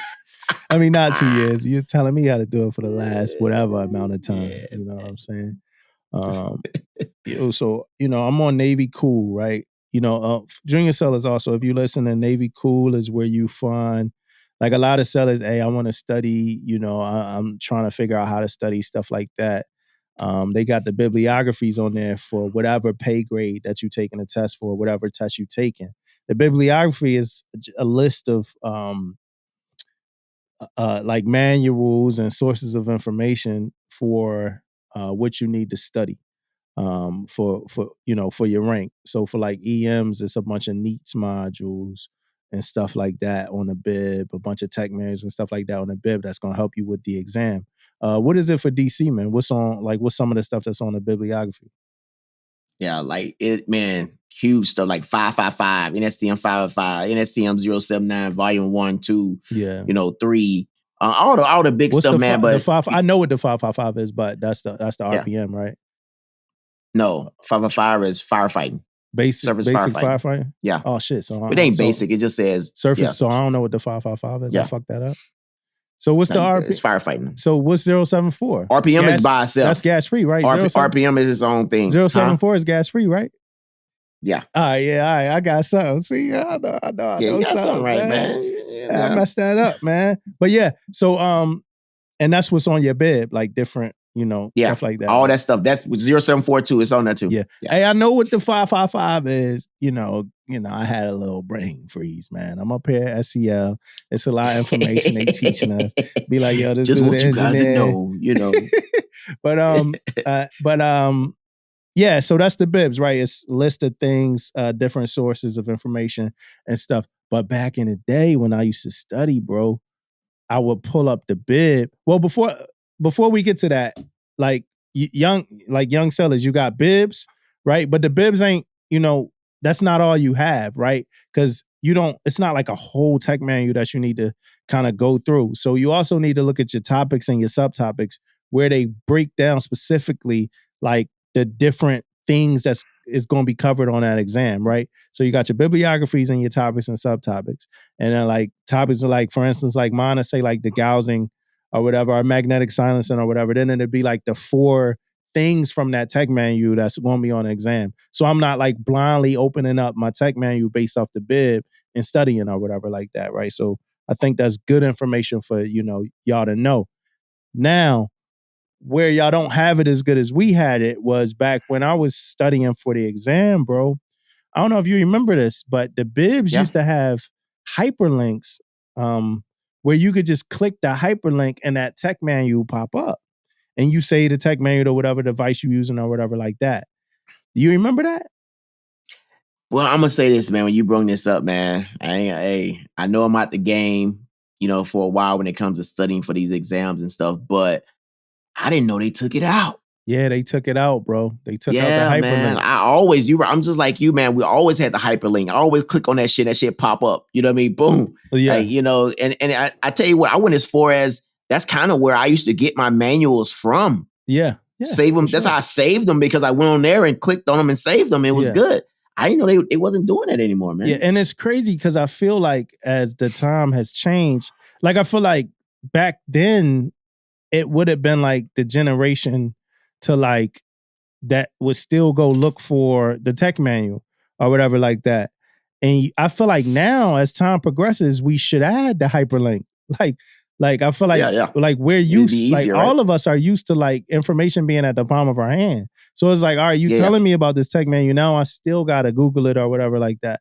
When we used to have a hyperlink. So whoever knows why they got rid of hyperlinks, or if your bibs still have them, let me know. But when I've been looking at bibs, I don't see hyperlinks anymore. But if you know why we did, was it like a security thing? I know we can't have them for certain rates and stuff like that. But if it was like a security reason why we got rid of them, I would love to know that. Yeah, it most definitely made it easier for me when I was studying stuff, man.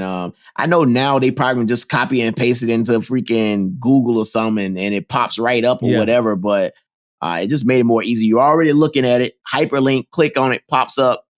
Yeah, because you can't use Quizlet when you taking the exam, man. You can't open up the window. Sorry, you can't open a new tab or a new window when when you're taking the exam. You can't use Quizlet. All right, so what up? No, go ahead. So what was some of your study practices though? Like when if you were studying for like a bit qual or whatever like that, like what's some of the things you did to study? So first off, I have to give shouts out to people that was I was getting the qual under first, right? Because lucky for me, man, like being a DC when we kind of like the the outside engineer type deal, right? So we don't really have a lot to do with the machinery and the engines and all this stuff, right? When we get our quals. Yeah. So we kind of like starting from scratch type deal when it comes to like, so I remember going into getting ERO was like one of my biggest quals in the beginning. And I was DC1 at the time. And I'm like, I always did the ASM, the PSM, the sound security and things like that, but ERO. So I had this guy, man. What's ASM? He was I know what ASM is, but I'll do the same thing I did with the 555. I know what it is, auxiliary. but they say the wrong shit. Yeah. What's ASM? Auxiliary space? Auxiliary system monitor. Yeah, auxiliary system monitor, right? And what's PSM? I think that's what it is. Propulsion. Okay. System monitor. Okay. Yeah. I think they changed the name of them too. Yeah, and I'm only asking for like somebody that don't know. Or yeah. I think they changed them like ERO, engine room operator. IEM they and changed shit like stuff that. around. Yeah, they changed the names and stuff. But so when I was getting the qual, man, I was is this chief down there, man, in the space. I was like, man, that's the chief. Like, why I didn't even know like why he was down there. Yeah. Soon I found out later, but I'm not gonna get into all that. But he was standing watching the space, and they put me under him. And man, this dude was smart as hell, man. He knew all that engine, everything about it, man. So he was like me in my dream. He was kicking ass down there, man. He knew every fucking thing. So man, I got underneath him, man, and I freaking learned so much about all that stuff that I was down there, man. Yeah. So when it came to studying stuff, man, I'm a hands-on guy. I like to see things, and me coming from the ERO, seeing all this stuff down in the space. So when I came up to pack operator and EPSI operator, man, I kind of visualized it then because I seen it down there. I seen it operate. Yeah. So it goes back to a visual thing for me. I seen how this works. So when I'm up there pushing this button, it was like, this was happening. You know what I mean? This is closing to make this do this and this do that. Yeah. This opening. So this at this time, so this can happen. You know, so it started helping me learn doing the way. The only thing I really studied when I came up to CCS for EI was more like program stuff. I kind of knew everything about the engines, everything about all that stuff from being down in space. And the program stuff, man, it just came from us being in there on it all the time, man, making flashcards and really didn't have to even make a lot of flashcards, man. Believe it or not, man, people had so many flashcards already made in there. So the only thing we did was like study. Every watch, man, was study. Outside of watch, if you ain't got nothing to do, study. And believe it or not, man, and I know you say the same, you're gonna say the similar things when it comes to people. Like sometimes, man, you just got people out there that just want you to do good, man. Yeah. They want to help you, man. And they like, hey, take this, man. Look at this. Look at that. This is stuff you're going to be asked. So we kind of got a blueprint to what we need to know ahead of time. Yeah. You know what I mean? If you telling me, know this, seeing Chief Leggins, guess what? And you can pass this board. Yeah. I feel like you gave me the open book on that, man. Yeah. Me, I'm a repetition person. I know some people, man. It was some dudes that I worked with that were like, they really had like photographic memories. Like they did not have to study. No. They just knew the stuff and really totally understood it.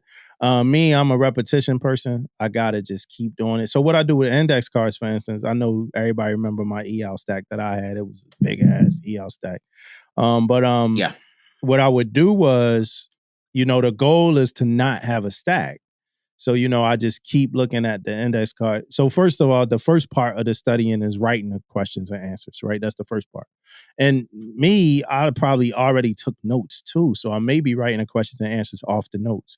If somebody got like question and answer, like we call them cheat sheets, but they study guides or whatever. But if somebody got like question and answer study guides, I'm writing those on index cards too, right? So I'm like, my index cards now is like how you said is like a whole bunch of stuff around. My index cards is like all that shit together, like just a big stack. So what I do is I go somewhere quiet, right?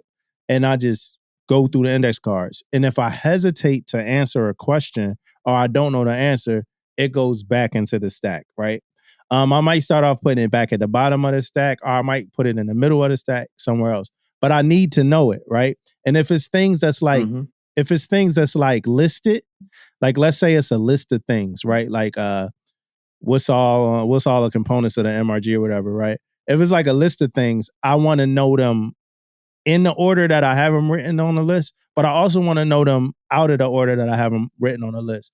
And if I don't get that, then I put it back under the stack. I put it back under the stack. And the goal is to keep doing that until I don't have a stack. So every question that I ask myself, I just know it without even having to flip the index card over or whatever like that. So that's how I do with index cards. But I want to specifically talk about when I was at E5 and I was going for EAL. I had the blueprint, what's the graph paper. So I had graph paper, you know, the ones with the blue squares or whatever. And the biggest thing that I was kind of like afraid of was the drawings, the diagrams, right? Because this was a round robin style board. You in there with the chief engineer, the captain XO, and some other people, right? Your MPA, your ace. And they said that the first thing you had to do was draw two systems, right? So it's like a few systems. You might do fireman, you might do fuel, you might do lube oil, you might do CRP. Depending on the space, you know, it's different. And then it's a few other systems you worried about. Like we had steam, so it might have been that, powder water, stuff like that. But what I would do was on this graph paper, I would draw one component, right? Like, so let's say for like the lube oil or something, we started out, let's say fuel, we started out at the tanks or whatever, right? We started out at like service tanks or however we started the drawing.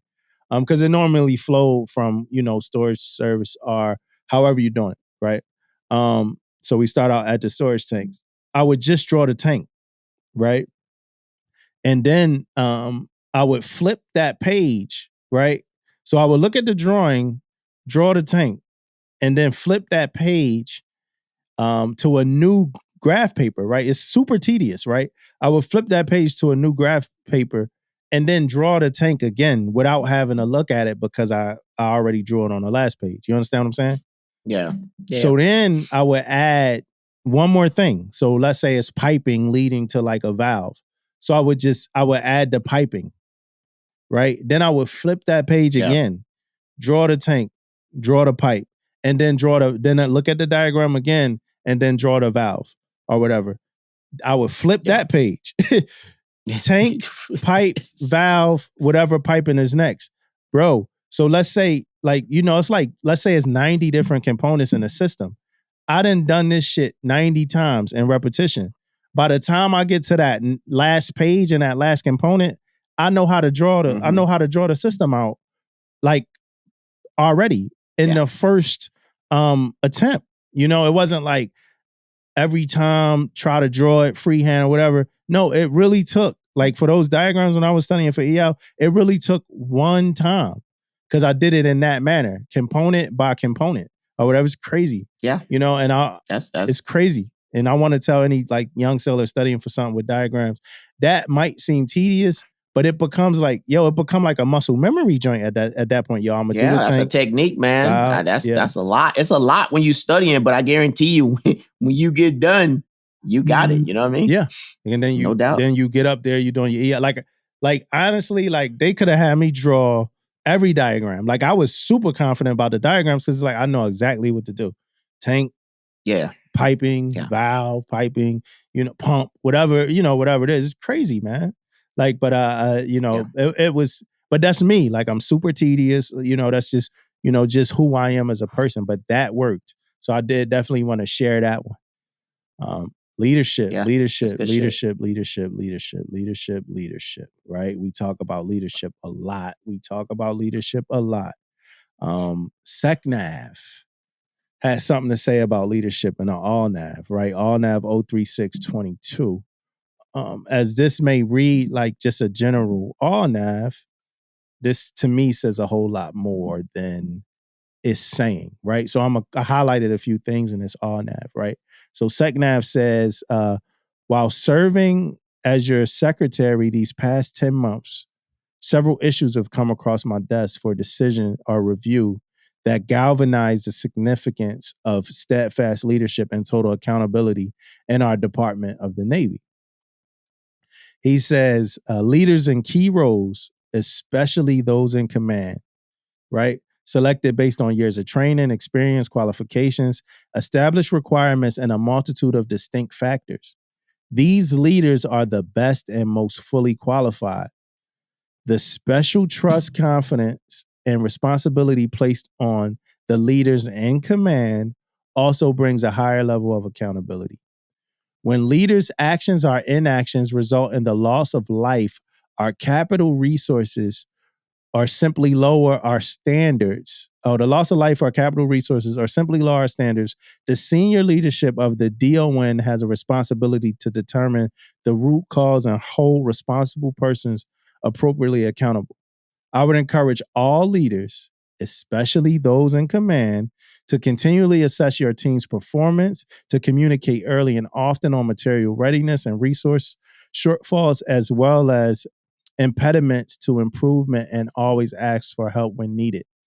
We must cherish the special trust, confidence, and responsibility that comes with command and should never take it for granted. Released by the Honorable Carlos Del Toro, Secretary of the Navy. And it's a whole lot more in that all that, but they the things I highlighted, right? So he's talking to leaders, especially those in command. Right? Yeah. And this one, some of this stuff is above our pay grade or whatever, right? But this one that it's been a lot of issues that, we have them listed as things to talk about on a podcast, but other things come up that kind of move over them. But you got one right here, right? Navy relieves Naval Justice School leadership, right? And this one, like they say, CO, XO, and Naval Justice School were fired due to loss of confidence in their ability to command, right? And this says it was following a command climate survey, and it had nothing to do with misconduct, right? But it's just that it was a lack of confidence. It says Larson took command of the school less than 8 months ago, while Swaim had been assigned to the school in various roles since 2020. So we're going to talk about that in a minute, the whole 8-month thing. I want your opinion on that. But that's COXO, relieved of duty. You got another headline, right? How XO's misconduct and a commander who failed to correct him got them both fired, right? So you got this XO that they, anything about this story? Now, for that story, man, that kind of goes back to, and I think we mentioned this a little bit though, this whole story. But I don't want to get into the whole the story or whatever, but it goes back to accountability, right? It goes back to leadership and accountability. And it goes a little bit further back of taking things out of the commander's hands. Yeah. Right? Because now you got sailors, officers reporting things on this. I think it was the XO was being belligerent, saying sexual stuff and doing all type of stuff. Yeah. Right? The captain didn't do anything. Right? So that's why they all got relieved. But guess what? If you had an outside person come in and investigate that, it'd have been a whole different ball game. Yeah. Right? But that didn't happen. So, but it goes back to accountability. You in that position for a reason. You have to freaking sometimes lay the law down. And sometimes could be your executive officer or whoever it is on there. You are in charge of that ship, man. And I think that's what happened in this case, man. I think he just didn't correct it. And it's sad it's sometimes sad, but at the same time though, that's your job to do that. Yeah. And I know sometimes we think we might be aggressively setting a standard, but when you, for instance, it says conduct ranging from berating outbursts, throwing objects, aggressive course control in front of peers and subordinate, communication barriers, offensive hostile environments. I think sometimes you might think you setting a standard, but you might just be kind of destroying the confidence of people that even say things. You got people feeling like they walking on eggshells, and stuff like that. So and that's the key, man. That's the key, man. That's one of the biggest things, man. Like being in that position, you want people to come talk to you, right? Yeah. Who want to go talk to somebody who's throwing things, yelling at you all the time? I'm not never coming to you with no issues or no problems with no nothing. And if that's how you acting. So yeah. And then I guess the CO's that's how he is. Collateral. He was collateral. Collateral. But damage. Yeah, but I mean, he's supposed to, check. He's supposed to do Most something. definitely supposed to correct that, man. And then another one, Navy launching investigations into G-Dub and shipyard life, right? So we talked about this a whole lot already, but it's just a lot of different things. Navy investigation found submarine crash in South China Sea was preventable, right? So I mean, we like all over the board, right? With shit, right? With accountability and stuff, right? Actual collisions, right? Actual collisions, fires, COs, XOs, misconduct stuff. It's like regular just climate survey saying like there's no confidence. That's like every aspect of leadership. It's a story about something. What was you saying? That's why I'm assuming that's why that message came out about leadership and accountability, man. Yeah. But I want to add something to that submarine, man. I want you guys out there in the submarine world to know and to get ready for different things to happen, man. Like once it's gonna be okay. Check this out. The McCain incident. We saw a change in the way we do things. Fitzgerald incident, we started changing the way we do things. The BHR incident, we started changing the way we do things. Guess what? Submarine community, you guys are about to start changing the way you do things because of incidents like this. Get ready. It's going to happen. Yeah. All right, let's go back though. So well, to close, like just kind of thinking about that. That's why SecNav talking, right? Because it's a lot of shit happening, and we need to kind of trace up, figure out what's going on, figure something out, right? I don't know what that looks like, how that works, but we need to do something about this. And it's way more stories, way more stuff that got to do with leadership and, us figuring things out. We're going to sit on here and say that leadership is horrible. But I'm always going to sit on here and say that we got room to grow. You know what I'm saying? Yeah. We definitely got room to grow. But let's go back to this Naval Justice School leadership thing real quick. So it says, this is what it says, right? Neither officer was involved in misconduct. Their relief will not impact the school. Neither officer is facing disciplinary action. So it says Larson took command of the school less than 8 months ago, right? While Swaim had been assigned to the school various. So Larson was, let me make sure I got all of this right. Larson was the captain, right? Larson was the first in command, the CO. Yeah. Second in command was a Marine Corps Lieutenant Colonel Swaim. Hope I'm saying it right. I'm probably not, right?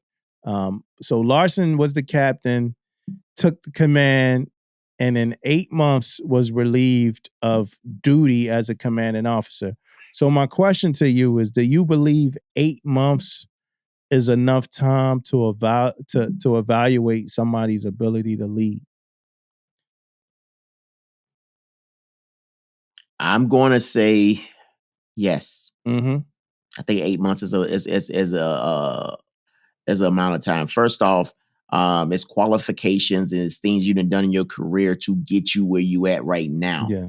Right. So already before you get there, a month in, they felt like you can lead these people because you probably done led before, or you got some qualifications, you got all that stuff. Yeah. Now we talking about 8 months into the job. Yes, most definitely, man. I know, and I'm gonna tell you straight up from me and my standpoint, and I know I say this, and I'm sure you may have said it before too, is when I'm a month on the job, it's like, I might say, you know what? Hey, I just only been here a month. I'm going to get to it. 3 months go by. I'm going to say, 3 months. I might get to that. Yeah. But when it start hitting that 6 month time, you got to take some ownership. Right? You got to take some ownership, maybe quicker than that. But I'm just saying, when things start happening, you can't blame nobody else no more for too long, man. 8 months, you can't blame nobody no more. You've been there 8 months now. Let me ask you another question. Yeah. Do you think that 8 months is enough time to change a command climate?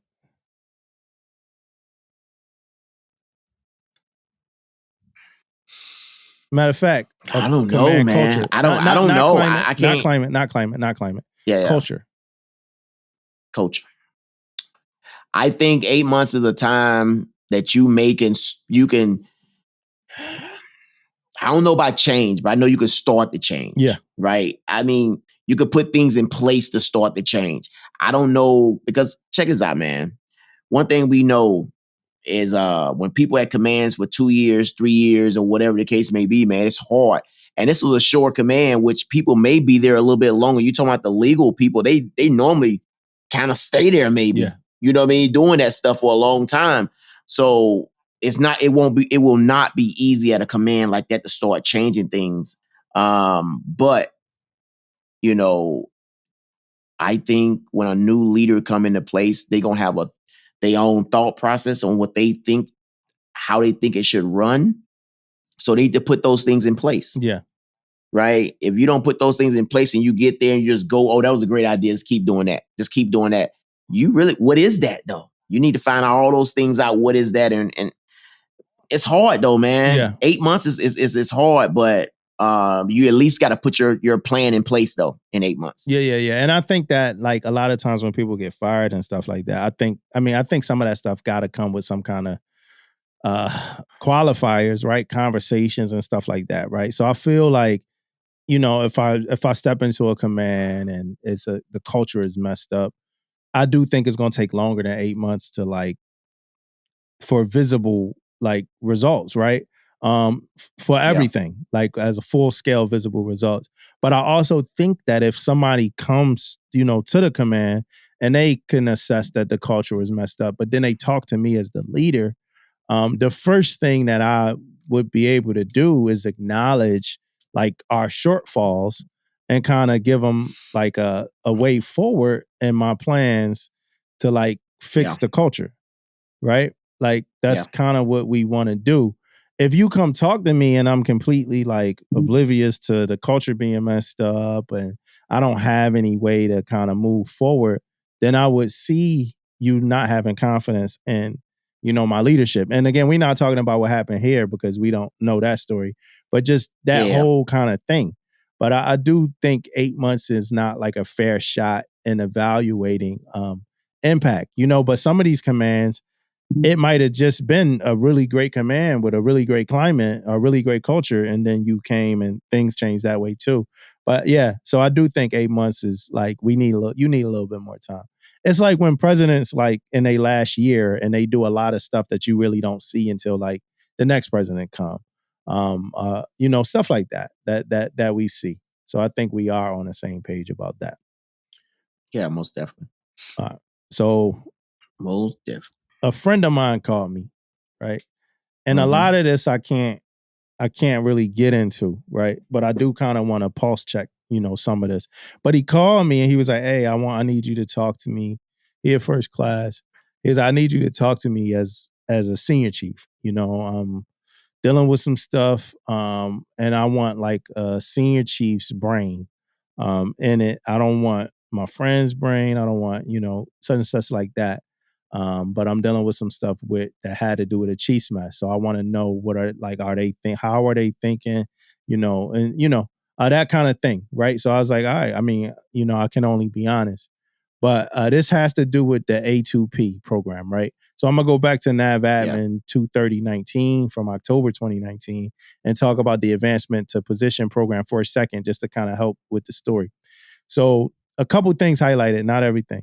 Sailors selected for A2P billets, right? And again, this is advanced to position, will be advanced to E6 and receive pay commensurate with that pay grade upon reporting to their ultimate duty station after successful completion of any required training en route. All right. Applicants must be E5s who are in their detailing window for rotation and have taken the most recent E6 Navy-wide advancement exam for which results have been published. Should be qualified to fill the specific billet to which they apply. So if like, for instance, if it's like a craftmaster billet or whatever, you should be a qualified craftmaster. All sailors may apply to sea duty A2P billets regardless of seashore flow rotation. Sailors on shore duty who are due to rotate to sea duty will not be considered for shore duty billets, right? So I'm going to read the first sentence one more time. Oh, here's a little bit more. Sailors selected for A2P billets are eligible for frocking upon six. Oh, yeah, that's important. Sailors selected for A2P billets are eligible for frocking upon successful completion of all en route training or schools required for the billet to which they were selected and will be advanced to the pay grade of E6 upon check-in at their ultimate duty station. Sailors who fail to successfully complete en route training schools required for the performance of an A2P billet will not be advanced to E6, regardless of whether or not they continue to execute orders to the ultimate duty station, right? So if you don't complete the en route training schools required, you won't be advanced. You can still go to that Makes sense. next duty station or Makes not. sense. So the only way you get advanced is if you complete the en route training for schools, right? That's important, right? Because I think that's a part of the story. And some of that I might not be able to get into. But so the sailor called me, got to the new command as an A2P sailor, still wearing E5, right? Because you're supposed to get frocked at the duty station, you report to. So again, all of this is from the sailor. So it's not like everything's not confirmed, and even though I love you, but I gotta say that in this story because everything is not, this just from his version of the story. So when he got to the command, he asked if he could do first class, like training stuff, like to learn the role of the first classes at that command, like what they do. I guess it's like different. This kind of like bosun's mate kind of situation stuff, right? So that's the big difference with bosun's mates normally when it come to that ranks. So he's like, hey, can I learn the first class roles? And they pretty much was like, no, you still a second class, and he's like, yo, but I'm A2P. I'm going to be a first class. You know what I'm saying? So my assumption here is that he already finished the en route training because he's at the command already, right? That could be a bad assumption, but let's scenario base this a little bit, right? Let's go off of that. Yeah. He already finished the training. He's at the command, and I guess he's just waiting for the processing and everything. Wait till it be so frocked. He get frocked. So question number one is, do you think that he should have been getting that information for the roles and responsibility of the first class, or do you think he should have been getting the information for the roles and responsibility of the E5? He should have been getting the role and responsibility of the first class. Okay. And I'm gonna tell you, you want me to stop you right don't there? have to. So the reason why I say that, man, like when these billets pop up and you going to advance to pay grade and go to this command, that means that command needs you. Yeah. Right? That means they need a first class there. That's why they doing this training. So when he or she gets to that command, they should be needed. They shouldn't have, it should be a role for them. Yeah. because you're going to either, like, for example, if I'm a DC man, I supposed to have 2 DC1s, right? When that Delta DC1 come there, I have a role for them. Yeah. You know what I mean? If that's the case, whatever the case may be. So, and then on top of that, if a first class asking me and want this, or even a second class want this knowledge and want this power and want to be great, man, bring it on. That's what I want to hear. I want to hear stuff like that. You know what I mean? I want to hear somebody want to, step it up and want to be in charge. And sometimes you may have to say, hey, you got to pipe down. And sometimes you're going to say, hell yeah, let's go. Yeah. All right. So let's kind of introduce back to the toxic human traits, right? So yes, toxic human traits. When sailors get mapped, right? We ain't about to act like it's all good in the community of your peers. Some sailors treat sailors that get mapped like they didn't get it, on their own. Sometimes it's jealousy, sometimes it's stuff there. I never thought about that with these programs like A2P. So think about it, right? You got 5 first classes that it's bosun's mate rate too, right? So it's hard. Yeah. Are you had to get mapped, and it's hard to get mapped as a bosun's mate. So now you got this bosun's mate that did A2P to make first. Some of these other first classes that been there for a while, I hate that it's like this, but they probably gonna be in their feelings a little bit, right? Yeah, and I don't know why. Now I think the mapping thing could be a little bit different. But he's coming there. He's brand new. He don't have all the, you know what I mean? Like, I don't, but yeah, I mean, I know it's happening. You're right, though. And that's weird to me. But I mean, that because he wasn't approached with open arms by the first, that's crazy first to class me. either. I'm trying, like, I'm probably saying too much. But so at some point, right, he has, and I'm going to try to cut this story, right? But at some point he has a conversation with his chief, right? And it's a whole lot of other shit, like, but I don't want to talk about it. But at some point he like pretty much has a conversation with the chief saying this, and this after putting on first now, and you know, all that stuff is over. Okay. At some point, and before that, I do want to say there's some things me and him talked about that he gotta own too. You know what I mean? So he has a conversation with the chief, and he tells the chief like, "Hey, I don't know the roles, like the first class roles here. Can you talk to me about it?" Right? Something like that, right? And the chief fires back, pretty much saying like, "So you saying you don't know how to be a first class?" Right? That's what you're trying to tell me. You don't know how to be a first class. And it was like in a condescending manner, like you should know how to be a first class. And I was triggered by that, right? Now, if the chief said it, or if a chief says that, I'm gonna tell you why I hate to say that word trigger, but I'm gonna tell you why I was triggered about it. Because what if, so, you know, his response was, no, I'm not saying I don't know how to be a first class. I'm saying like the roles of the first class here, I don't know them. You know, can you help me? But what if he was like going to his chief, humbly saying that, yo, as a first class, I don't know, you know, what I'm doing, and I need some help, chief. Like, do you think that's a bad thing for somebody to say that? Oh man, that's not a bad thing, man. It's not at all, man. Especially, I mean, sometimes coming, and it is coming up the way he came in too, though. I mean, he was a second class, like you know, last month. Yeah. You know what I mean? Like, so he could need that, but never that though, man.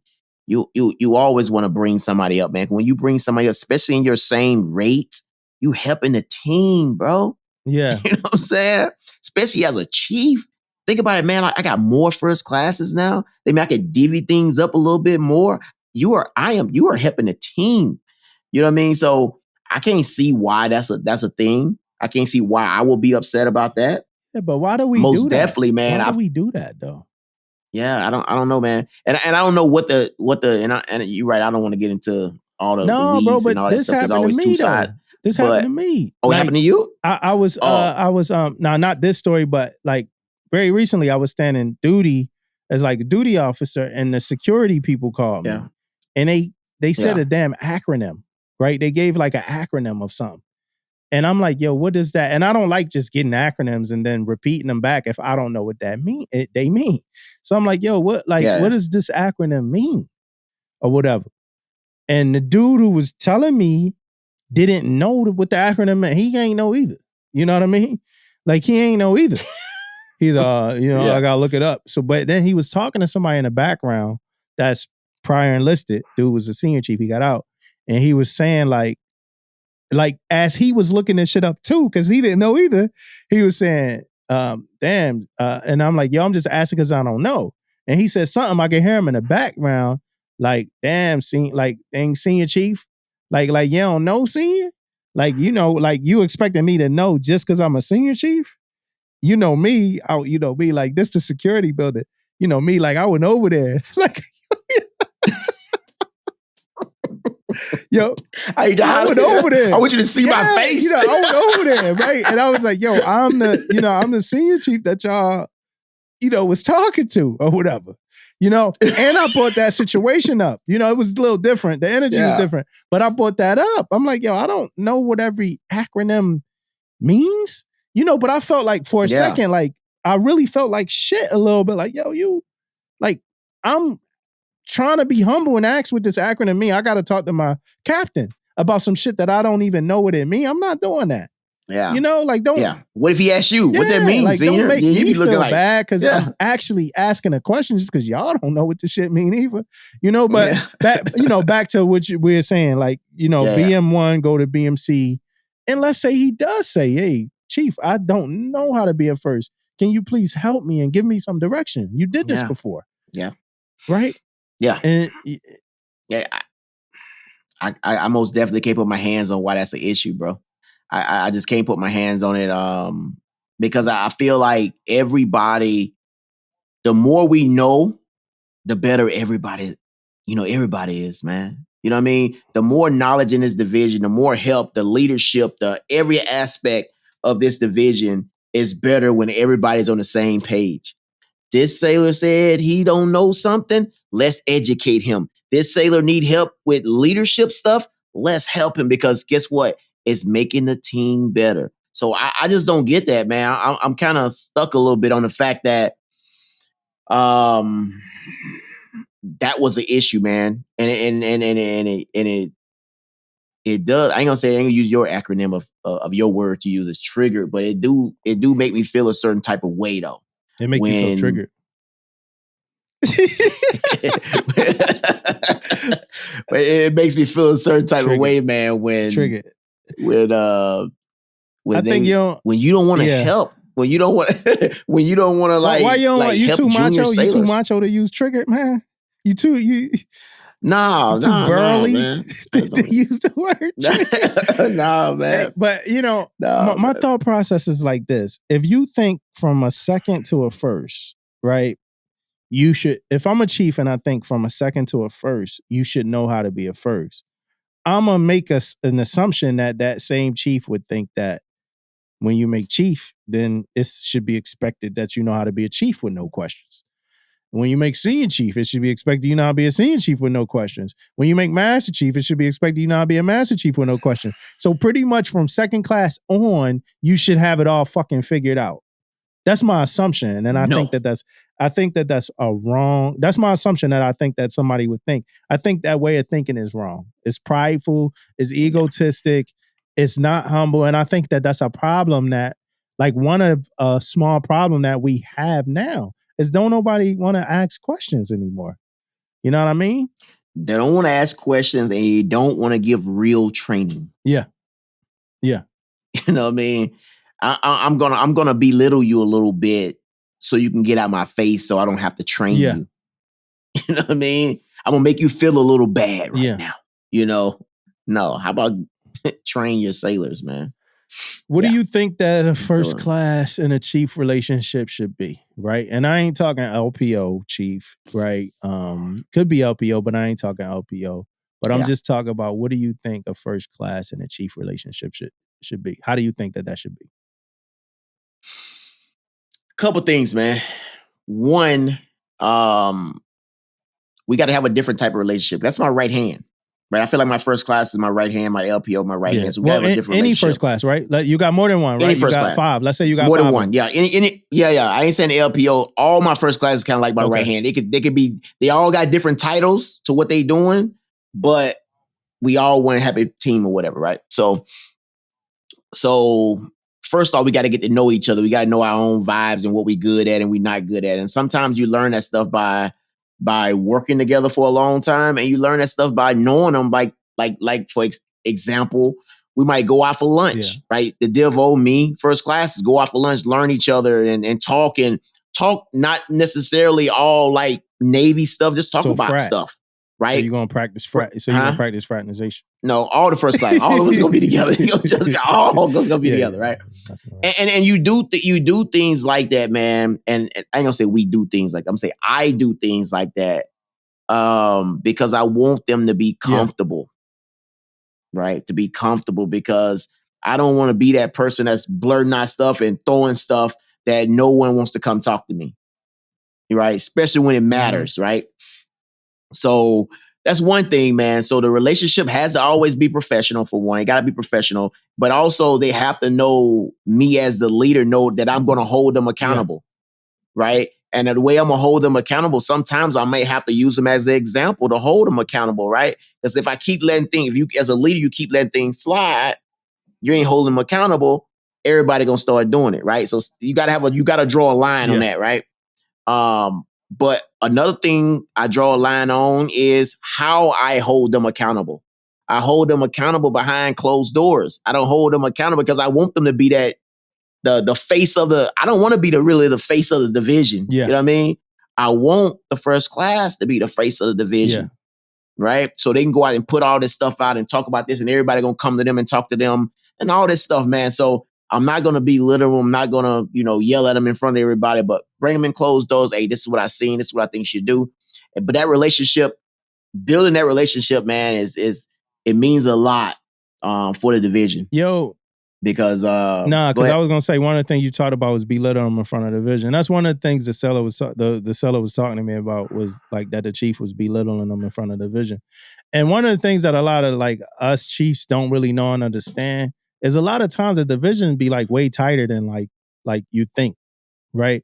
So way tighter. Yeah, so when you like either belittling like your seller, either like in public, or you talking to like another seller about like your seller, like 9 times out of 10 they talking to each other. Like they gonna tell the other person, like, so that like, you know, that stuff is just like toxic. Yeah, that toxic. stuff. Yeah, that stuff is just toxic, right? What do you think about it though? The relationship between a chief and a first class. Yeah. I'll tell you what I told him first. I told him, right, because his whole thing was, I'm a work. I'm not the kind of person that want to like be kissing my chief ass. I just want to be, you know, and like all of this. But I think sometimes people drive that home too much to where like they not even like visible, you know? So it's like, even if it's work related, it's like the last straw. That's when I'm going to tell you about it. So I pretty much told him, I'm like, yo, dude, you should be talking to your chief every day. You a first class, I think you should be talking to your chief every single day, whether you the LPO or not. Your chief should not have to figure out what you got going on, you know? And my second thing with that was when people start to do the battle of wits with their chief. Like when your chief telling you like the ways to succeed and you not, you know, going with him. Like one of his things was that he was working on a qual. And like I said, this is my guy. We talked about all of this. But he was like working on a qual, and the chief was talking shit about him, of course, to somebody else. Like, so somebody came around and was like, hey, I'm looking for such and such, because he asked me for some training, whatever. And the chief's like, damn, he already working on this. He ain't even get this yet. You know, he need to be getting this first, right? So his thought process was, my boy thought process was like, well, I'm working on this. You know, I'm going to get this, knock this qual out, boom, boom, boom.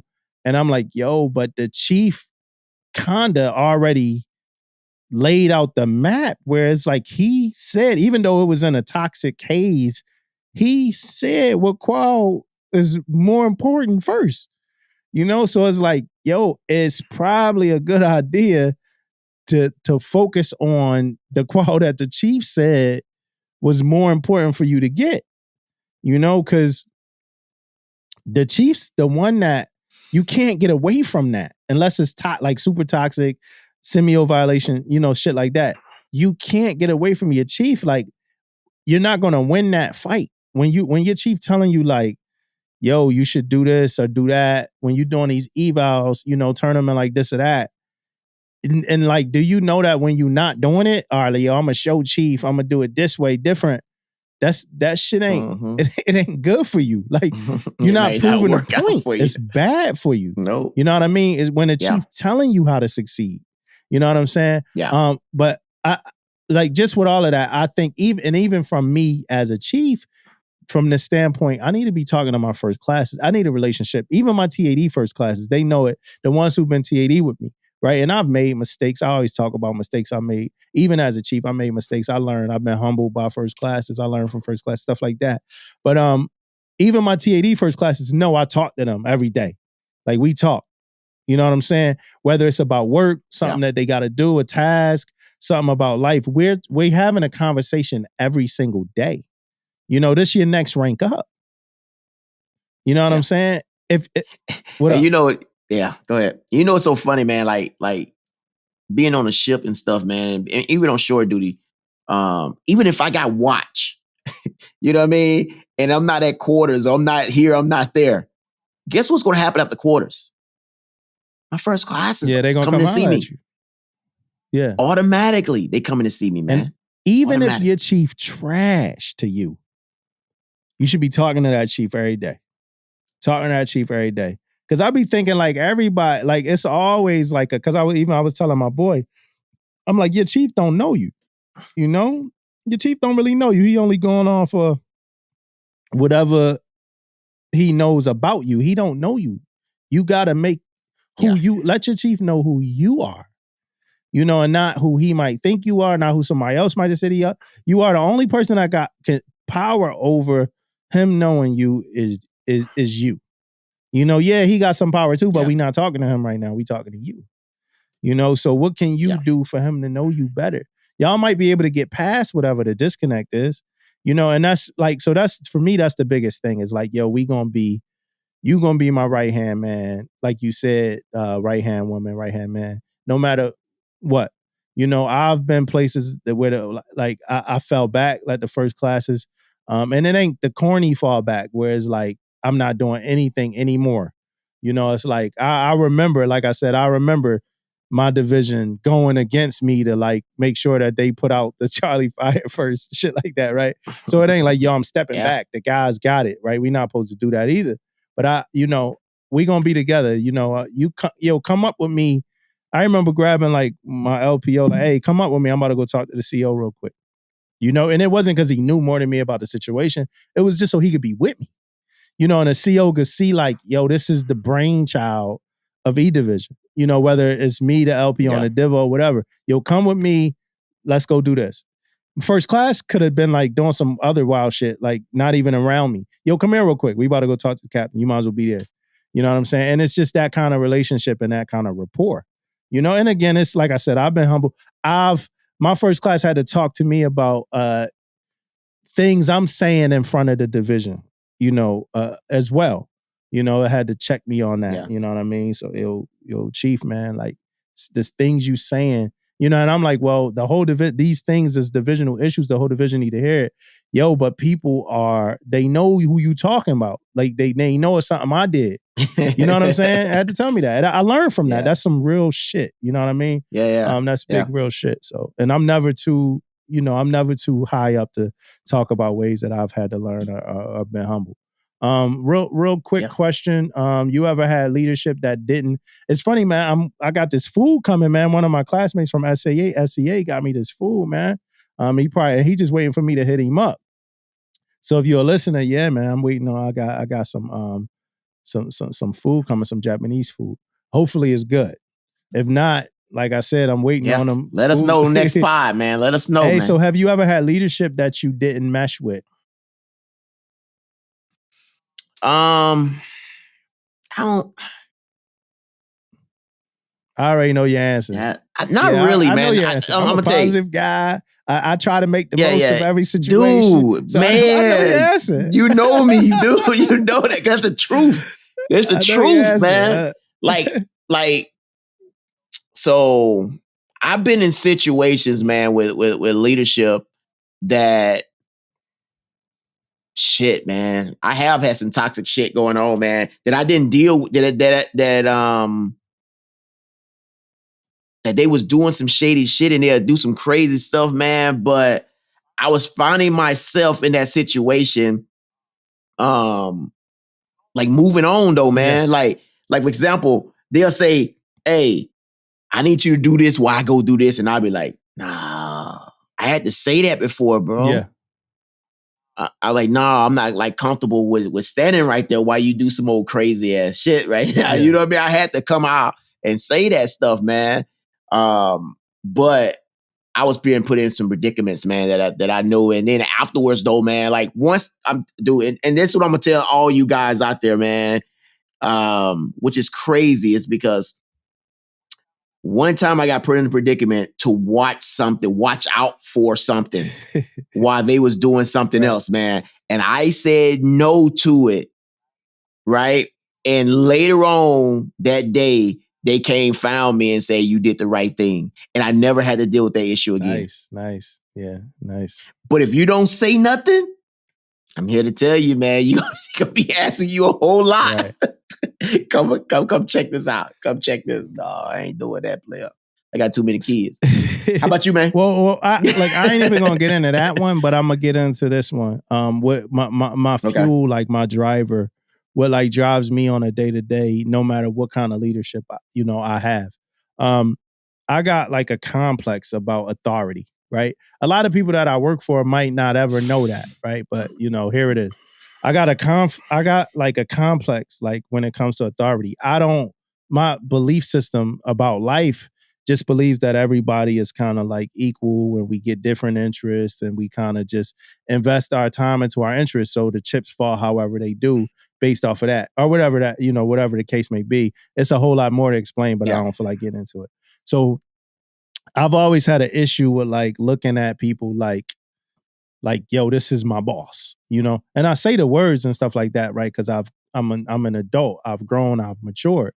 But what I do with that is I try my best to learn the expectations of whoever I'm working for, because I don't want to feel like, even though I am, right, this like I'm psyching myself out psychologically, but I don't want to feel like I'm working for anybody, right? So I try my best to learn their expectations and meet or most likely exceed their expectations.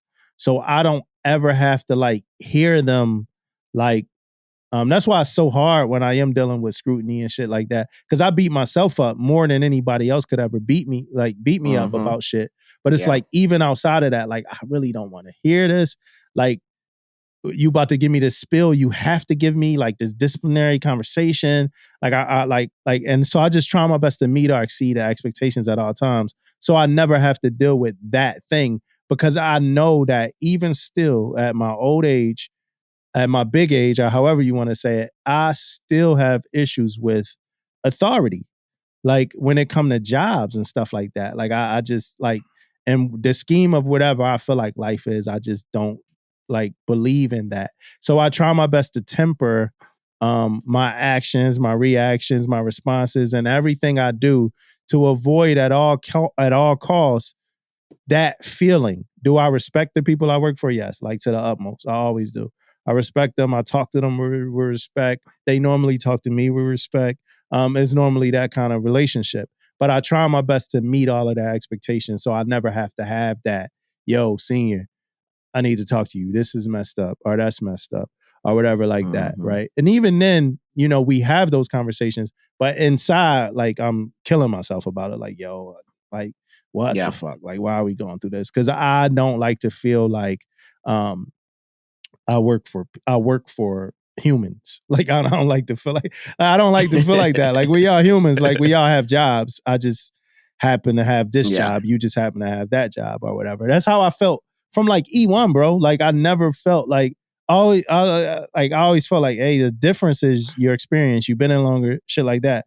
I have those things to gain, and then I'll have experience. You know what I'm saying? And every now and then, I have to remind myself that that's who I was as a person. So when I'm dealing with people junior to me, in rank, that don't mean they junior to me as humans. Like, we all die or whatever like that.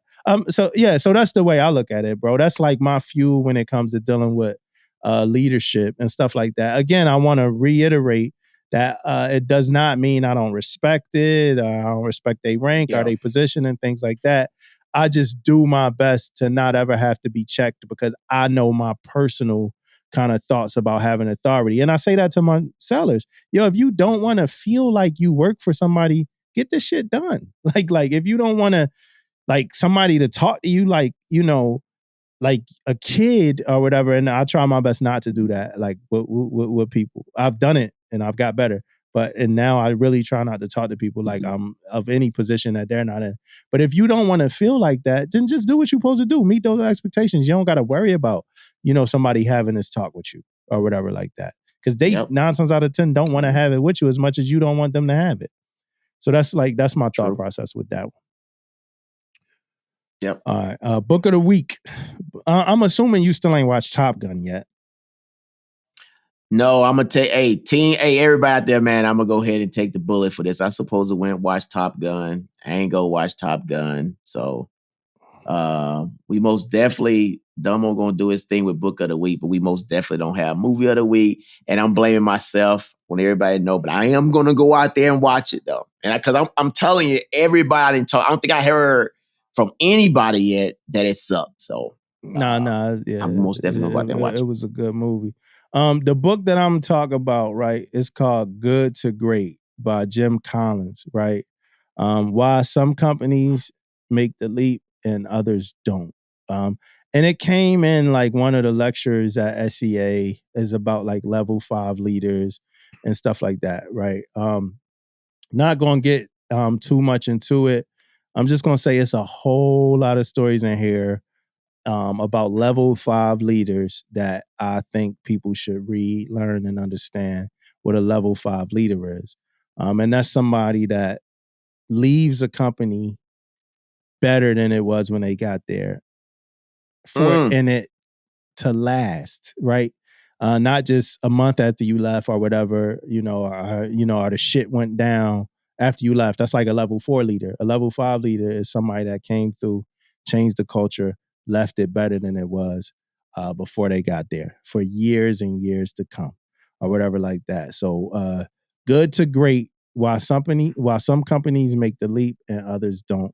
Highly researched, like highly thought out information by Jim Collins and a crew of people studying and looking at different companies. They had certain parameters, certain specifics, and a bunch of other stuff like that. And it equaled out to be a really good book about leadership in companies and success and things like that. I will say that a level 5 leader isn't the flamboyant, isn't the one that you see super energetic and like it's just stand out. They could be, but that's not the typical, but it's the humble person that like if you ask them how they succeeded, they like, hey man, we just kept working, like that person, the person that's going to give the team the credit like every single time, stuff like that. So that was a good book, man. Good to great.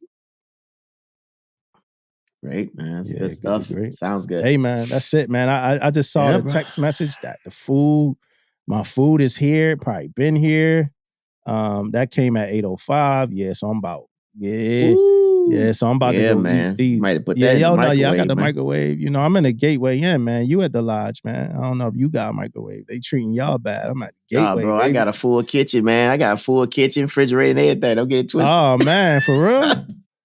I got nothing. We got a fridge, baby. Like we got a fridge. Hey, man, this was good. I really like this. I really like this conversation, these conversations that we had. For everything that we asked y'all for help with, please help us out. We need y'all. Come on. Need y'all. Come on, man. Let's do it, man. Let's talk. All right, man. Straight up, Mississippi. Let's do it, man. Stand up.